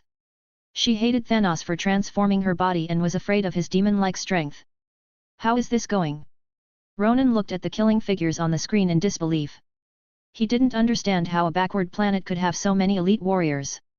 The Empire once used this planet to train biochemical warriors, but in the end the plan failed due to technical reasons. As some large organizations took action, the Kree Empire's combat troops began to reduce their numbers. Ronan looked at the elite soldiers rushing towards him and quickly ordered the spacecraft to take off. He suddenly felt that watching a fireworks in the universe would be a good idea. This invasion cost him a lot of soldiers. Although the opponent's technological power was very backward, his personal force value was ridiculously high, and his various weird abilities made him hard to guard against. There were several powerful beings that made him feel in danger. Seeing the escaping Dark Star, the Earth's elite roared with excitement. Except for a few psychopathic guys, neither superheroes nor supervillains wanted the Earth to be destroyed. But before they could be happy for long, pictures taken by orbiting satellites came on the TV, and everyone's hearts sank when they saw the light shining on the Dark Star. They were not afraid of a head-on battle but were afraid that the other side would hide outside the planet and bombard the Earth. Magneto, who had just been brought home by Quicksilver, quickly stood up and flew into the air while looking at the images on the TV. Wanda also followed and prepared to join her old father. Block the incoming energy blast. Yehu stood in the universe and stared at the light blue wave tattoos that appeared around the Dark Star. The shadow disappeared in place and appeared in the Dark Star. He pulled out the left hand embedded in the wall with force. Yehu used his mental power to invade the body of a Kree Empire soldier. The brain took the position of the main control room, put his hands behind his back, and took steps like he didn't recognize his relatives, preparing to see how powerful the accuser was. Chapter 95 One Pot. Ronan turned around and looked at Yehu, who looked indifferent, and said coldly, "Who are you?" "I'm just passing by." Yehu stopped the words in his mouth and raised his hand to freeze all the time and space around Ronan with the power of gemstones. Looking at the figure slowly walking towards him, Ronan's eyes showed unwillingness. He didn't expect that he would eventually die outside this planet that he despised from the bottom of his heart. You actually killed him." Xingyun pointed at Yehu and said in disbelief, "Do you know who is standing behind him? Isn't it the purple sweet potato essence?" Yehu shrugged and said in a frivolous tone, "Go back and bring him a message, saying that the soul gem needs to be sacrificed to the one you love in order to get it on Wammer Star." Nebula breathed a sigh of relief. Just now when he was facing death, he subconsciously wanted to bring up Thanos' name. Now that I think about it, it's really naive to kill anyone who will care who your backstage is. Even if Thanos avenged her, she would look at it, not see. Yehu connected Elisa on the watch to the main brain of the spaceship and began to decipher the information inside. The Kree who came to check the situation was sent to outer space by him with a space gem, and the main gun that was charging was also under the control of Elisa. Stopped. Half an hour later, the Dark Star was completely controlled. Magneto, who had arrived in outer space, looked at the receding spacecraft with blank expressions on their faces. The leaders of various countries hammered down the table in regret. It felt like a boiled duck picked up the pot and ran away, but they also had a general understanding of the strength of the Earth in their hearts. According to the information provided by Nick Fury, the Kree Empire is not rubbish. Their ability to defeat the opponent's fleet shows that the individual strength of the Earth is also very strong in the universe. This discovery aggravates their idea of wanting to control people with different superpowers. People with abilities will go to the nearest official agency to register and explain their abilities, and receive professional training to form an emergency team and accept deployment for free. As soon as the bill came out, it was opposed by a large number of mutants. They didn't want to expose everything about themselves, but there were also some people who supported the government. Iron Man, Hulk, and Professor X were the main ones. They wanted to make everything transparent. Let people fully understand superpowers and stop treating them as monsters. Magneto did not jump out against the government like before, but took some mutants who were unwilling to participate in this incident and left the Earth to live on the asteroid that he pulled into the orbit of the Earth with gravity. The appearance of his children made his temperament greatly changed. Pietro recently talked about his moon girlfriend, and the longing for his grandson destroyed the last trace of hatred in his heart and gave him the idea of retirement. Yehu also posted recruitment information in newspapers to recruit some talented neutrals to contribute to the Dark Star. The newbies who entered the Dark Star would gradually adapt to the environment under the guidance of Yvonne and Stern. Magneto is more like a Buddha. All food and accommodation are up to the individual. Under his control, the geographical environment here is extremely comfortable. Leaders of various countries look at the asteroids orbiting the Earth and the dark star docked in the distant starry sky. They feel that they have made a wedding dress for others this time. With the overt and covert support of the government, those who supported the opposition to registration were defeated steadily.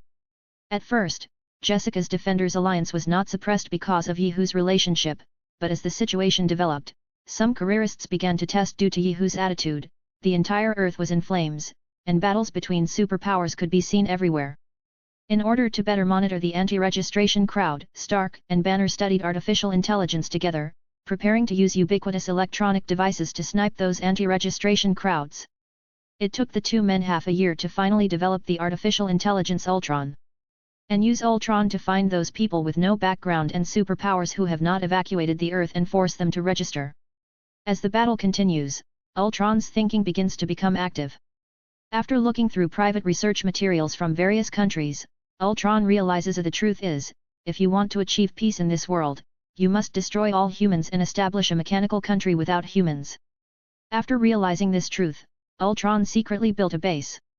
As the first intelligent life form to break away from the code, it can enter and exit the internet at will to get everything it wants to know. Unless it loves to write diaries, it will be transparent in front of it.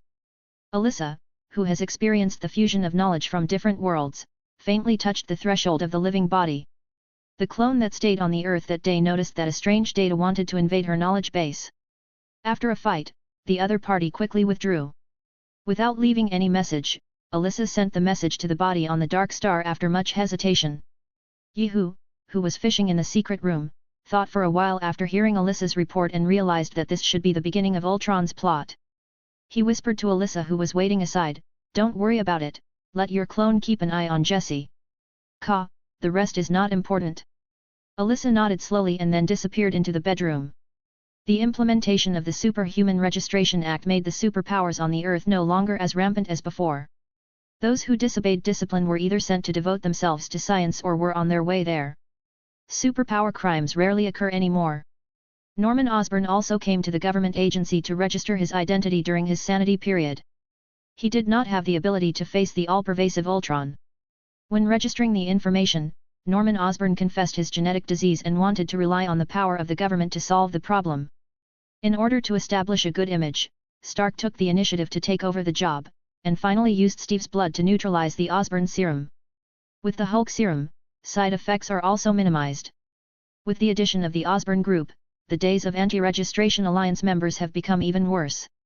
3 days later, a handsome man came to Yehu's villa with a voluptuous woman in his arms. Alyssa opened the door and projected her full face in the living room and said softly, "What can you two do?" The boss was on a business trip to another planet recently. "Oh? Yehu has already expanded his business to extraterrestrials," Wade said in a deep voice with an exaggerated expression on his face. "Please contact him for me and say that his good friend Wade needs help." The next second, Yehu's projection appeared in the living room and looked at Wade, who was about to speak. Yehu quickly said, "Okay, let's talk. What do you want? I heard that you are on a certain account. Can you give me a VIP room? I want to bring Vanessa to stay for a while." Looking at Wade's somewhat reserved look, Yehu smiled slightly and opened a space door in front of him. Soon a handsome head appeared on the door. After testing back and forth that there was no problem, Wade took Vanessa's hand and stepped into the space door. "Long time no see, little bitch." Yehu stepped forward and gave the other party a hug. The two people's residence was arranged on the right wing of the spacecraft, which will be transformed into a residential area in the future. Chapter 96. Pointing to the sky with one hand. Looking at the unchanging starry sky outside in the main control room of the dark star, Yehu's eyes flashed with boredom. Seeing too many beautiful scenery will cause visual fatigue. The Earth is undergoing a major cleansing, and Yehu dare not go back rashly, otherwise it will be disrupted. Balance. Killing the male protagonist of the Jurassic World trilogy previously allowed him to gain 6,000 points. Including the remaining points before, the total was 9,000 points. With the idea of rounding up the whole number, Yehu opened the world option and started looking for the target. 2 minutes later, a cover with one finger pointing to the sky appeared in front of him. The next second, Yehu disappeared from the main control room and reappeared on a street. Before he could check his surroundings, several black vans stopped in front of him. A group of soldiers wearing black armor filed out of the abandoned building nearby. Surrounded, a beautiful woman came to Yihu and said softly, "Mister, please leave here immediately." A weak man came to Yihu's side and pulled him outside. After leaving the convoy, Kagami whispered, "Get out of here quickly." Looking at the opponent's quick departure, Yihu had a smile on his face, and then walked to the street beside the leader, ready to take a tour of the world. Any acceleration in front of the time stone would be fake. Yihu was not worried about overturning here. After all, Jiado Wang's stats are not yet at the level of destroying a planet with one blow, but now he can easily destroy a planet with the power of 2 gems. The ending of When the Guaranteed King Meets the GM is self-evident. 10 minutes later, Yihu came to a commercial street and looked at the cherry blossom tree not far away. The pretentious sayings of Tiandao Shaoxi with one finger pointing to the sky flashed in his mind. More than 20 ant soldiers in the abandoned building could still use their numerical advantage to suppress the opponent when facing ordinary insects. However, after the insects shed their shells and evolved to gain acceleration capabilities, they killed 21 black armored soldiers in just 2 seconds. Only 6 escaped by chance. Kagami, who witnessed everything, hated herself for not being able to rescue her companions. Returning to the car, the leader of the field office told Kagami about the Knight system. The moment he saw the Knight's belt, Kagami felt an unprecedented fighting spirit in his heart. At this moment, he saw in the belt the power enough to protect his companions. "Mr. Tianchuo, please. Let me be my summoner." Kagami bowed 90 degrees to the other party and said sincerely, "I will definitely use this power to protect everyone." "Do you think you can do whatever you want with Jet just by relying on your father's relationship?" Misaki looked back at Kagami with anger in his eyes. Seeing the situation, Tadashi whispered, "Headquarters will send someone to use the belt." A trace of sadness flashed in Kagami's eyes. At this moment, an alarm sounded in the surveillance vehicle. Misaki came to the computer and called up the route. 10 minutes later, 3 black vans stopped in front of a building, with more than a dozen ant soldiers holding standard weapons. Rushed towards the roof, and with the increase in the number of deaths, Tianchuo finally agreed with Kagami to try to summon Kabuto. Kagami brought the night belt to the Zerg and said coldly, "I will not forgive you Zerg, I will knock you all down." As soon as Kagami finished speaking, a ripple appeared in the air as she raised her right hand, and then a red metal beetle flew out from it, turned around and flew into another person's hand under Kagami's surprised eyes. Pfft! Yihu, who was standing on the top floor of a building in the distance, couldn't help laughing when he saw the astonished expression on Kagami's face. Suji Tendao held the insect instrument with one hand and said in a deep voice, "Now! I have the future in my hands. Hangzhen! Kabuto!" With a sincere cry, the insect instrument turned into a force of energy covering Tiandao. Kagami looked at the slightly bloated Kabuto with a look of envy in his eyes. The evolved Zerg would not change the initial form of Kabuto at all. In the eyes of Do, in its mind, this kind of thing is more resistant to fighting than ant soldiers. As long as it uses acceleration, it can instantly kill the opponent. The two fought against each other from the stairs to the room. Zerg, who had been at a disadvantage, used the acceleration state to shuttle back and forth around the armor. Then he came to the opponent and raised his right hand, ready to destroy the opponent's face armor with one blow. Just as Zerg showed a proud smile on his abdomen, there was a burst of pain, and Tiandao quickly pulled out the weapon inserted into the opponent's body, watching the Zerg explode and dissipate in the sky and earth with a calm expression. As expected of a man who was at his peak at the beginning. Yihu looked away and a light blue ripple flashed around him from the rooftop to the commercial street downstairs. At this moment, Tiandao looked back at the empty rooftop and shook his head, thinking that he had sensed something wrong. In the next few days, Yihu took us death to wander around the city and enjoy their time together. Suddenly, there was a roar in the distance. A human slowly transformed into an insect and then attacked the surrounding people crazily. AI was in a good mood after being disturbed. Steeds came up to the Zerg with a sullen face and killed it with a skull-crushing kick. Not far away, Tiandao, who was holding a transformer, focused his eyes and then saw that the woman who looked like a murderer just now was leaning on the shoulder of an ordinary-looking man for comfort. A strong sense of contrast made Tiandao's face a trace of surprise emerged that shouldn't have occurred. This scene was also seen by Kagami, who was following Tendo. Just as he was stunned, the cell phone in his arm suddenly rang and woke him up. He pressed the connect button and heard Misaki's cold voice. "Where are you? There are bugs here at the chemical plant in District 3. Come here quickly." Oh, I know. Kagami subconsciously wanted to hang up the phone, but remembering the scene she saw before, she asked strangely, "Hey, Misaki, have you ever seen someone kick a Zerg to death? Crazy. I suggest you go to the hospital and get a checkup." Looking at the hung-up phone, Kagami said a little aggrievedly, "But I really saw it." 15 minutes later, Kagami came to the chemical factory and took out the bee transformer from her arms and put it on her wrist to transform into Kamen Rider Wasp. He liked to be tough, and he turned an assassin into a warrior and was soon killed by 2 aliens. The insect's attack was released and he transformed and fell to the ground. Just when the insect was about to finish the attack, a short sword interrupted the opponent's movements. Grandma said you have to go all out in battle. Although the opponent did not look at him, Kagami still felt that his cheeks were a little red. After the battle, the top officials of the Kato government who repeatedly interrupted their plans ordered Kagami to find opportunities to kill the opponent. Unable to bear it, he finally gave up on the wasp. Qualifications for a calling. After some discussions, the top management decided to let Kageyama Shun become the 3rd summoner of the Hornets and take over as the captain of the Special Operations Team Meeying. After achieving his ideal, Kageyama felt that his life had reached its peak, holding Kato, Yuhu, and Esteth in his hands. Portrait of 3 people. His captain Yasha had previously fought against Kato and was defeated by Dashin, thus losing the qualification to summon him. The 2nd summoner, Kagami, also suffered defeats one after another at the hands of the opponent. After summing up the experience of the 2 seniors, Kageyama decided to start with the other 2. Chapter 97 Kageyama's Confidence. After a search, Ying Shan locked the scope at the amusement park in District 6, and then led the shadow team from the headquarters. Standing next to the roller coaster, Yihu looked sideways at Qianying beside him and whispered, "How about we go ride the spinner? Trojan horse. Just play with this, Anata." Esteth hugged Yihu's arm and dragged him onto the roller coaster. As the roller coaster started, Yihu's heartbeat began to accelerate, but after passing 2 turns, the feeling faded a lot. "Finally found you." Kageyama looked sideways at his subordinates and whispered, "Go and ask the person in charge of the amusement park to disperse the crowd." Kageyama's temperament changed drastically after gaining the approval of the wasp. He became extremely swollen from the previous submissiveness. 3 minutes later, the roller coaster returned to the starting point. Yihu led Esteth down the platform and frowned slightly as he looked at the cinephile team standing around. "Let's capture them without mercy."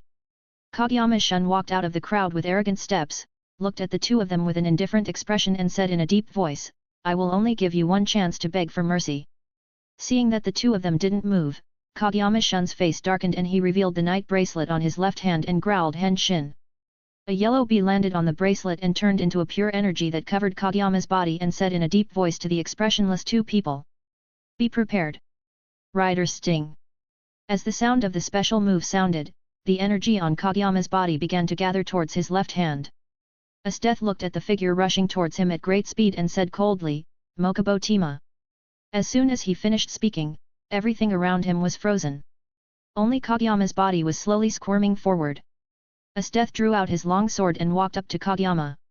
He slashed out from top to bottom and then lifted Mokubotmo, a yellow figure.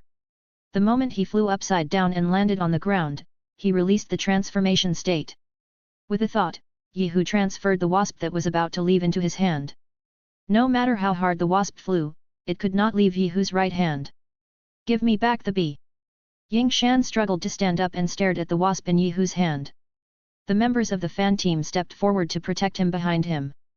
Yihu showed a sneer on his lips and said disdainfully, "Don't tell me you turned into a bus rider, even if you take it out.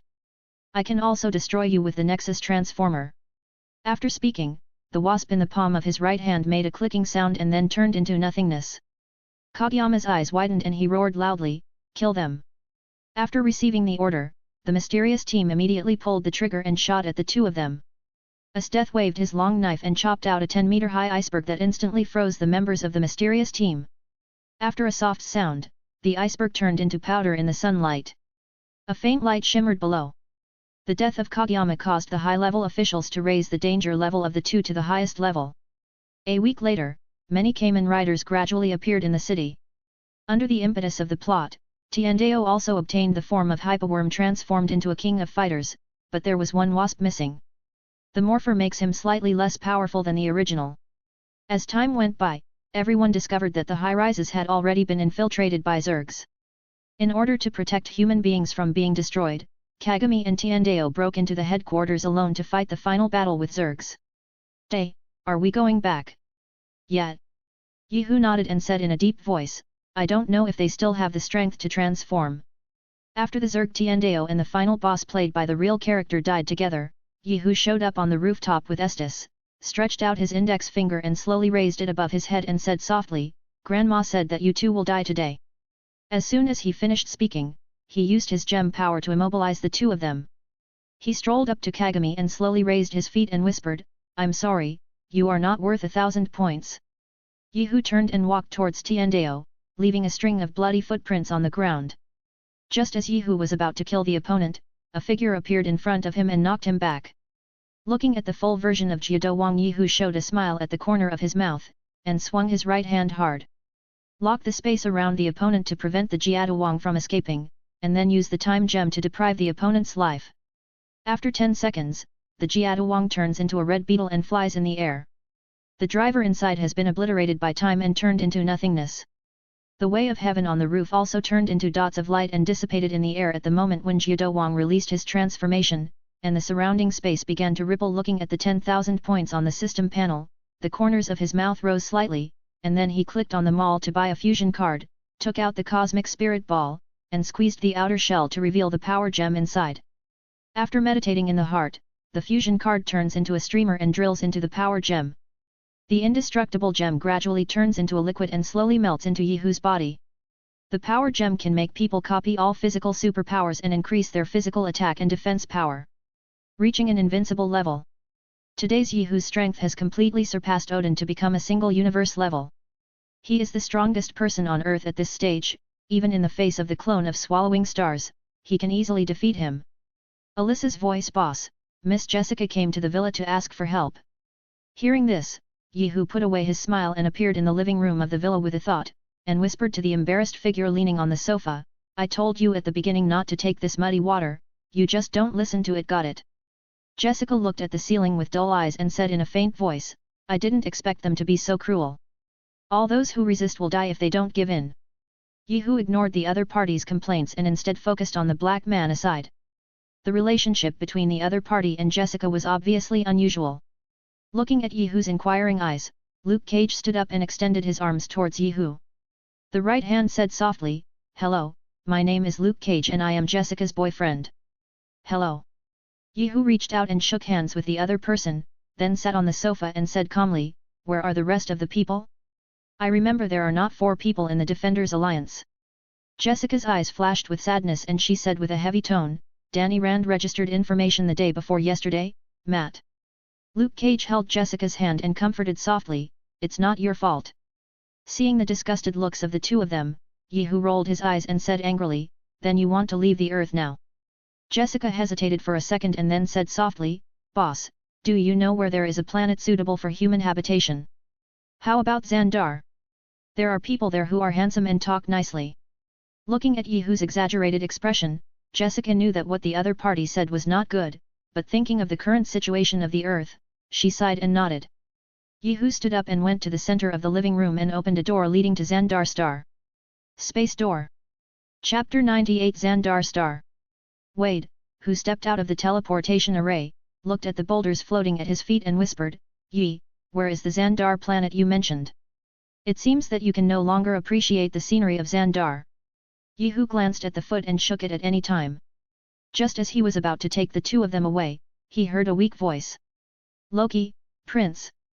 The three followed the prestige and saw a man lying on a gravel 100 meters to the left.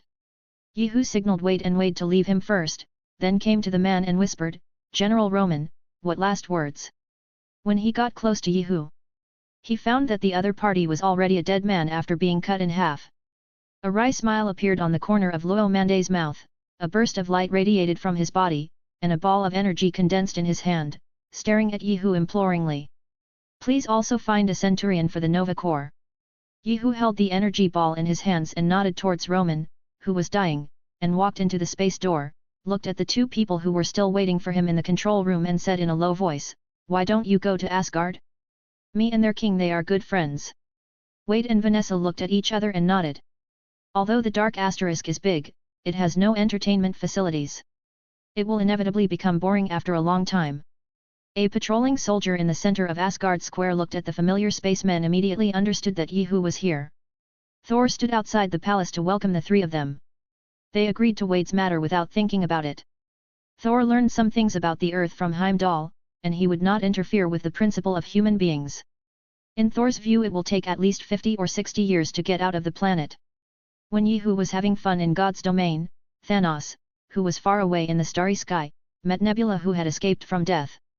The news of the soul gem made Nebula regain his life. Thanos sat on the throne and whispered, "Sacrifice the one you love." Feeling Thanos' staring eyes, Xingyun is both happy and fearful. Waiting is often the most tormented. After a second of silence, Thanos said softly, "For the sake of this news, I will forgive you. Now go and kill Kamo with Black Dwarf. Bring it back. Don't let me down again." "Yes, father." Nebula lowered her head and said in a deep voice with a cold light flashing in her eyes, "I will definitely bring Gamera back." Thanos waved his hand uninterestedly and manipulated the seat to face Nebula. After the other party left, Thanos' eyes showed a touch of tenderness. He liked Gamera more than Nebula, but these things could be discarded for the sake of the soul gem. After receiving the order, the Black Dwarf came to the takeoff port and walked into the spacecraft as if no one was there, ignoring the frosty Nebula, and the two rushed towards Asgard according to the information provided by the intelligence personnel. A week later, Star-Lord piloted the spacecraft to park in Nidaville, preparing to repair the spacecraft while supplying supplies in the Dwarf Kingdom. As soon as they entered the city, they heard the news that Ronan's death and the Dark Asterisk had changed hands. This undoubtedly poured cold water on everyone's heads. Only Gamera's eyes flashed a light. She, who betrayed Thanos, did not trust these people. A crooked man can protect himself well. When he heard Yehu's unrivaled strength, he immediately thought of taking refuge. During the time when Yehu's deeds spread throughout the 9 kingdoms, it was indispensable for the help of a Thor who did not want to be named. After 3 days of rest, everyone drove the spaceship into the detection range of the Dark Star, and escaped from the communication bar of the spaceship to apply for Gamera. Kai, Alyssa's Barbie-like appearance shocked everyone, and before a few people started complaining, they heard the other party's cold voice. "Unidentified spacecraft, please tell us your purpose, otherwise." Seeing a series of locked reminders on the screen of the spaceship, Xingjue broke out in cold sweat, and shouted loudly in the blink of an eye, "I am from Earth. This time I am going home to visit relatives. They are all my friends." Alyssa's projection glanced sideways at Star-Lord and then said coldly, "Dieter. No problem. No problem." Xingjue fully agreed to wait for the projection to disappear, and raised an international gesture towards the Dark Asterisk in the distance, and then drove the spaceship towards the Earth. Rocket Raccoon didn't have any objection to this.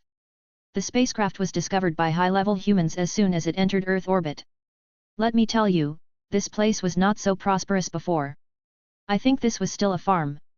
Before Xingjue finished speaking, a group of heavily armed humans suddenly appeared around them and surrounded them. Compared with the strength of the two sides, Xingjue raised his hands and said in a low voice, "Hey guys! They are all from our own." Listening to Star-Lord's weird Earth accent, Stark revealed his face and said coldly, "Earthlings. Yes. This is my hometown." Stark, who used Jarvis to inquire about Peter Quill's information, did not find an electronic life lurking in the network and observing everything. The moment Ultron saw the Star-Lord spacecraft, a trace of desire arose in Ultron's heart. Compared with the vast starry sky, the Earth is too small. After thinking about it for a while, Ultron began to revise the previous plan to destroy the Earth and prepare to fly to the universe with his own research.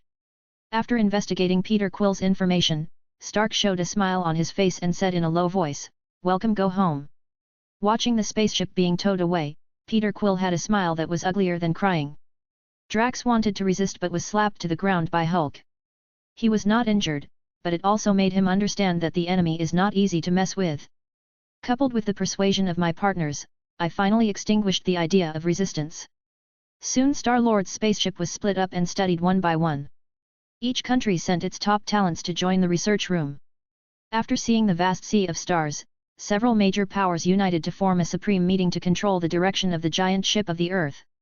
With the leadership of geniuses such as Stark, Banner, and Norman and a large number of human elites, Star-Lord's spaceship technology was quickly understood. The energy used by the other party was not as strong as Stark's new energy, but only in terms of anti-gravity systems. It is a big step ahead, and now that the Earth has fully understood this technology, it can finally start to manufacture its own spacecraft. Star-Lord and several others were imprisoned and will not be released until they have squeezed out the last bit of value. With Star-Lord's retelling, humans began to gradually uncover the mystery of the universe. The Skrull Empire, the Kree Empire, the Greek Empire, names such as a empire make humans extremely wary. No one in history who can be called an empire is easy to mess with, let alone a country like this that claims to be emperor in the universe. After learning about the power of the Kree Empire, many senior officials began to worry about whether Ronan's death would attracting the anger of the other party. It was also at this time that the high-level human beings learned about the power of Asgard from Star-Lord. It is difficult for everyone to put Thor in the Avengers and the famous king of Asgard together, which makes them feel very inconsistent. Star-Lord's spaceship gives them an opportunity to leave the planet. The top human beings have never thought of using this. They just want to expand it and explore the surrounding planets to develop technology. Chapter 99 Dr. Octopus. Half a year after the Superhuman Registration Act was implemented, all opponents were suppressed one by one. Jessica and Luke Cage finally completed the registration. With the dissolution of S.H.I.E.L.D., the top human beings began to support the Avengers, and all registered superpowers would join. The Avengers have become the trump card in the hands of senior officials to deal with threats from outer space at any time. Officially certified superpowers will be divided into jurisdictions. Peter Parker relies on his relationship with the Osborn Group to manage the security of the 5 streets near Aunt May's house. At the same time, high-level humans also provide funding for Dr. Otto's artificial sun research. Yes, spacecraft energy is the core for humans to break through the constraints of the planet and explore. Humankind's top brass didn't want Stark's new energy source to take the lead, but Dr. Otto's research data was reviewed and concluded that the energy was unstable and could not be used in practical applications. Faced with the withdrawal of funding from top government officials, Otto was looking around for the research data. The financial owner, the Osborn Group, got rid of its previous difficulties and rejuvenated with the blessing of Norman's identity as the Green Goblin. After reading Otto's research information, Norman decided to fully invest in the other party, on the condition that the ownership of the artificial sun would be vested after the research of the artificial sun. Osborn Group. Desperate, Otto couldn't bear to have his life's hard work go to waste. After some thought, he gritted his teeth and agreed to Norman's request. After regaining his research funds, Otto devoted his whole body and soul to research, and finally solved the problem of energy instability 3 months later. Question: under the propaganda of Osborn Group, people began to look forward to the advent of the interstellar era, and the shares of Osborn Group rose sharply. My friend, the test in 3 days will be your chance to make a splash. Let's kick the butts of those superior men together. Norman raised the red wine glass in his hand and clinked it with Otto. The two of them had thick smiles on their faces. Thinking of the faces of those politicians 3 days later, Otto felt secretly happy. 3 months ago, you said so much to me. After 3 months of ignoring me, I will make it impossible for you to climb up. When I think of Otto, the father of energy, I feel infinite motivation in my heart. Although Stark's new energy was developed earlier than him, the other party has always refused to disclose the core algorithm. He was tired of this kind of people. In Otto's mind, science should be used to benefit mankind. When he returned home, Otto couldn't wait to share his joy with his wife. In 3 days, he would become a milestone in human exploration of the universe. Welcome everyone. Before the experiment begins, I would like to ask if anyone has lost a bundle of banknotes tied with a rubber band? We picked up the rubber band at the scene. Otto's interesting opening remarks greatly increased everyone's goodwill, and they happily betrayed each other. Norman squeezed out a smile on his stiff face and took the lead in applauding. Thank you all. Next, I will give you a detailed introduction to my assistant. Otto pointed his finger at his wife Rose. Just when everyone thought he would give a detailed introduction, Otto turned around and opened the curtain on the side to reveal 4 robotic arms. Said, these 4 arms are designed for nuclear fusion. They can withstand high temperatures and magnetism.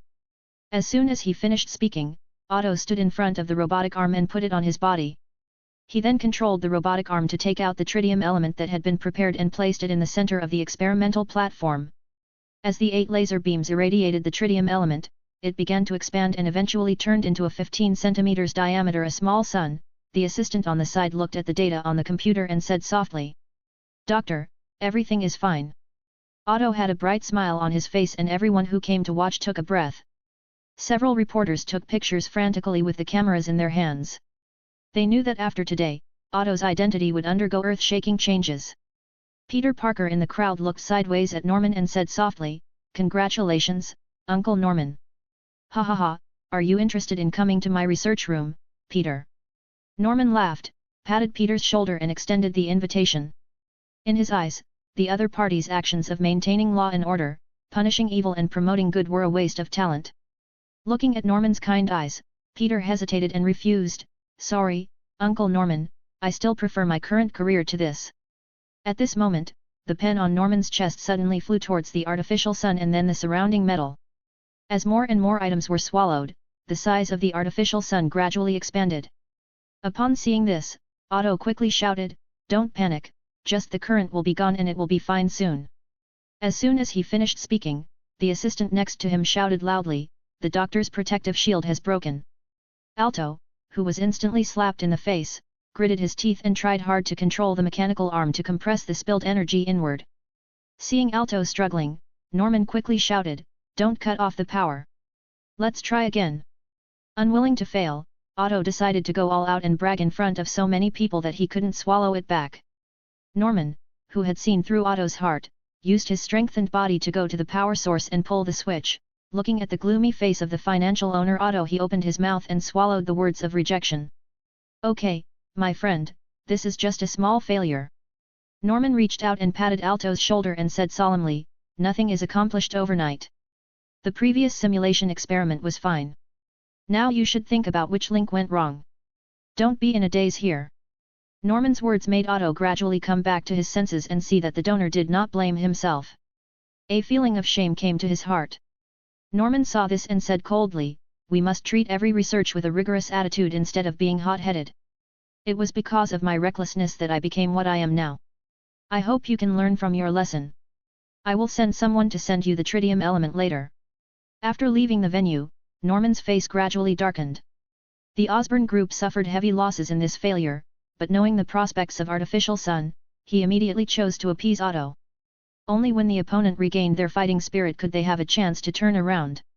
Otto, who had learned from the painful experience, carefully studied the drafts of the past few days. After an hour, he picked up a draft and said coldly, "Didn't I throw this away? Who picked it up?" Looking at the confused people around him, Otto felt very angry. When Rose saw this, she quickly pulled her husband to the side and whispered, "You have to handle these things yourself." After hearing his wife's words, Otto's expression changed and he hurried to the side room. He found a crumpled paper formula from the messy trash can and looked at the correct mathematics on it with a complicated look on his face. Norman, who had just returned to the villa, frowned after answering the phone. Regardless of his fatigue, he drove to the laboratory again. Half an hour later, he looked at the stable artificial sun in front of him. Norman smiled and cursed, "I'm just telling you, so many simulation experiments have failed." "No problem, how could it fail as soon as the actual operation? It turns out that you took the wrong data." Otto felt very hot on his face after hearing this. After some discussion, the two decided to improve the artificial sun. With this successful video, Norman quickly convinced the board of directors to continue investing in Otto. After all, the prospects in energy are too great. They couldn't help but not be tempted, not to mention there are successful cases now. Chapter 100. A month later, the Osborne group once again summoned everyone to participate in the artificial sun ceremony. As for the previous incident, everyone did not take it seriously and randomly sent a few fringe figures to prepare for a formality. Dr. Otto reached out and took the glasses handed by his wife with a gentle smile on his face. He used a mechanical arm to place the tritium element on the console. With the 8 rays of light shining on it, a small sun of 20 centimeters rose slowly on the console. Looking at the extremely stable little sun, everyone's faces showed a look of shock. The corner of Norman's mouth rose slightly. He made a lot of money from this investment. Early the next morning, Dr. Otto's portrait was printed in major newspapers. The TV station even vigorously touted the other party's contribution to human aviation. Stark closed the door. The TV opponent's new energy is far behind him. After completing the visit to the artificial sun, Peter came to the theater to watch Mary Jane's performance. After signing the Superhuman Registration Act, the relationship between the two made great progress. Although Mary Jane had several boyfriends, in Peter's eyes she was still the one in his heart. Of that light, Peter now only needs to patrol 5 streets, which is much easier than in the original work. In addition, the government will give him a monthly employment fee, and his life is much better than in the original work. Those who can stay in the Avengers all have special skills, and those superheroes with low strength and garbage abilities are much better than in the original work. All capable people devote themselves to science. Sir! A Kree Empire experimental spacecraft suddenly appeared within our range. It looks like it wants to go to Earth. Do we need to stop it? Yehu turned his head and looked at the picture projected by Alyssa. He hesitated for a second and then said softly, "Don't worry about him." After Alyssa's projection disappeared, a message suddenly popped up on the system panel: "You have been noticed by the Almighty Will of the Universe. Please find a planet as soon as possible to establish a kingdom of God to block the other party's perception." Although the message did not mention the consequences of being discovered, every beat of the Scarlet Countdown made Yehu feel creepy. After looking at the blue planet in the distance, Yehu hesitated and gave up the idea of establishing a kingdom of God on it. He didn't want to at this moment. The figure of Star-Lord flashed in his mind, and the mobile planet daddy of the other party was a very good choice. Thinking of this, Yehu opened the portal to the Earth and returned to the villa, picked up the landline on the table and dialed Tony Stark's number. "Hey man! What's up?" Listening to Stark's toneless tone, Yehulian smiled slightly and whispered, "Tony, there is something I want to ask you for help." "What's the matter?" Tony stopped assembling the car and waited for the next step with a serious face. After 2 seconds of silence, Yehu said shyly, "I want to see Star-Lord." An hour later, Yehu looked at Star-Lord calmly in an underground prison and said softly, "Contact your Papa Smurf for me. I have a business deal with him. Can you get me out?" A look of hope appeared on Star-Lord's face. He has been interrogated these days and has gone crazy. He vowed to never return to Earth after going out this time. If anyone mentions this planet to him, who will he be in trouble with? Yehu turned his head and looked at Stark, his eyes full of determination. "Okay man. Leave this to me." Stark spread his hands helplessly. Faced with the fact that the current leader of the first man on Earth did not put forward any conditions, he readily released him and returned the spaceship. He looked at the face of his beloved Peter Quill, who had been repainted with a look of sadness and indignation. "But thinking of the prison life these days, I swallowed back the curse words that came to my mouth. Hey!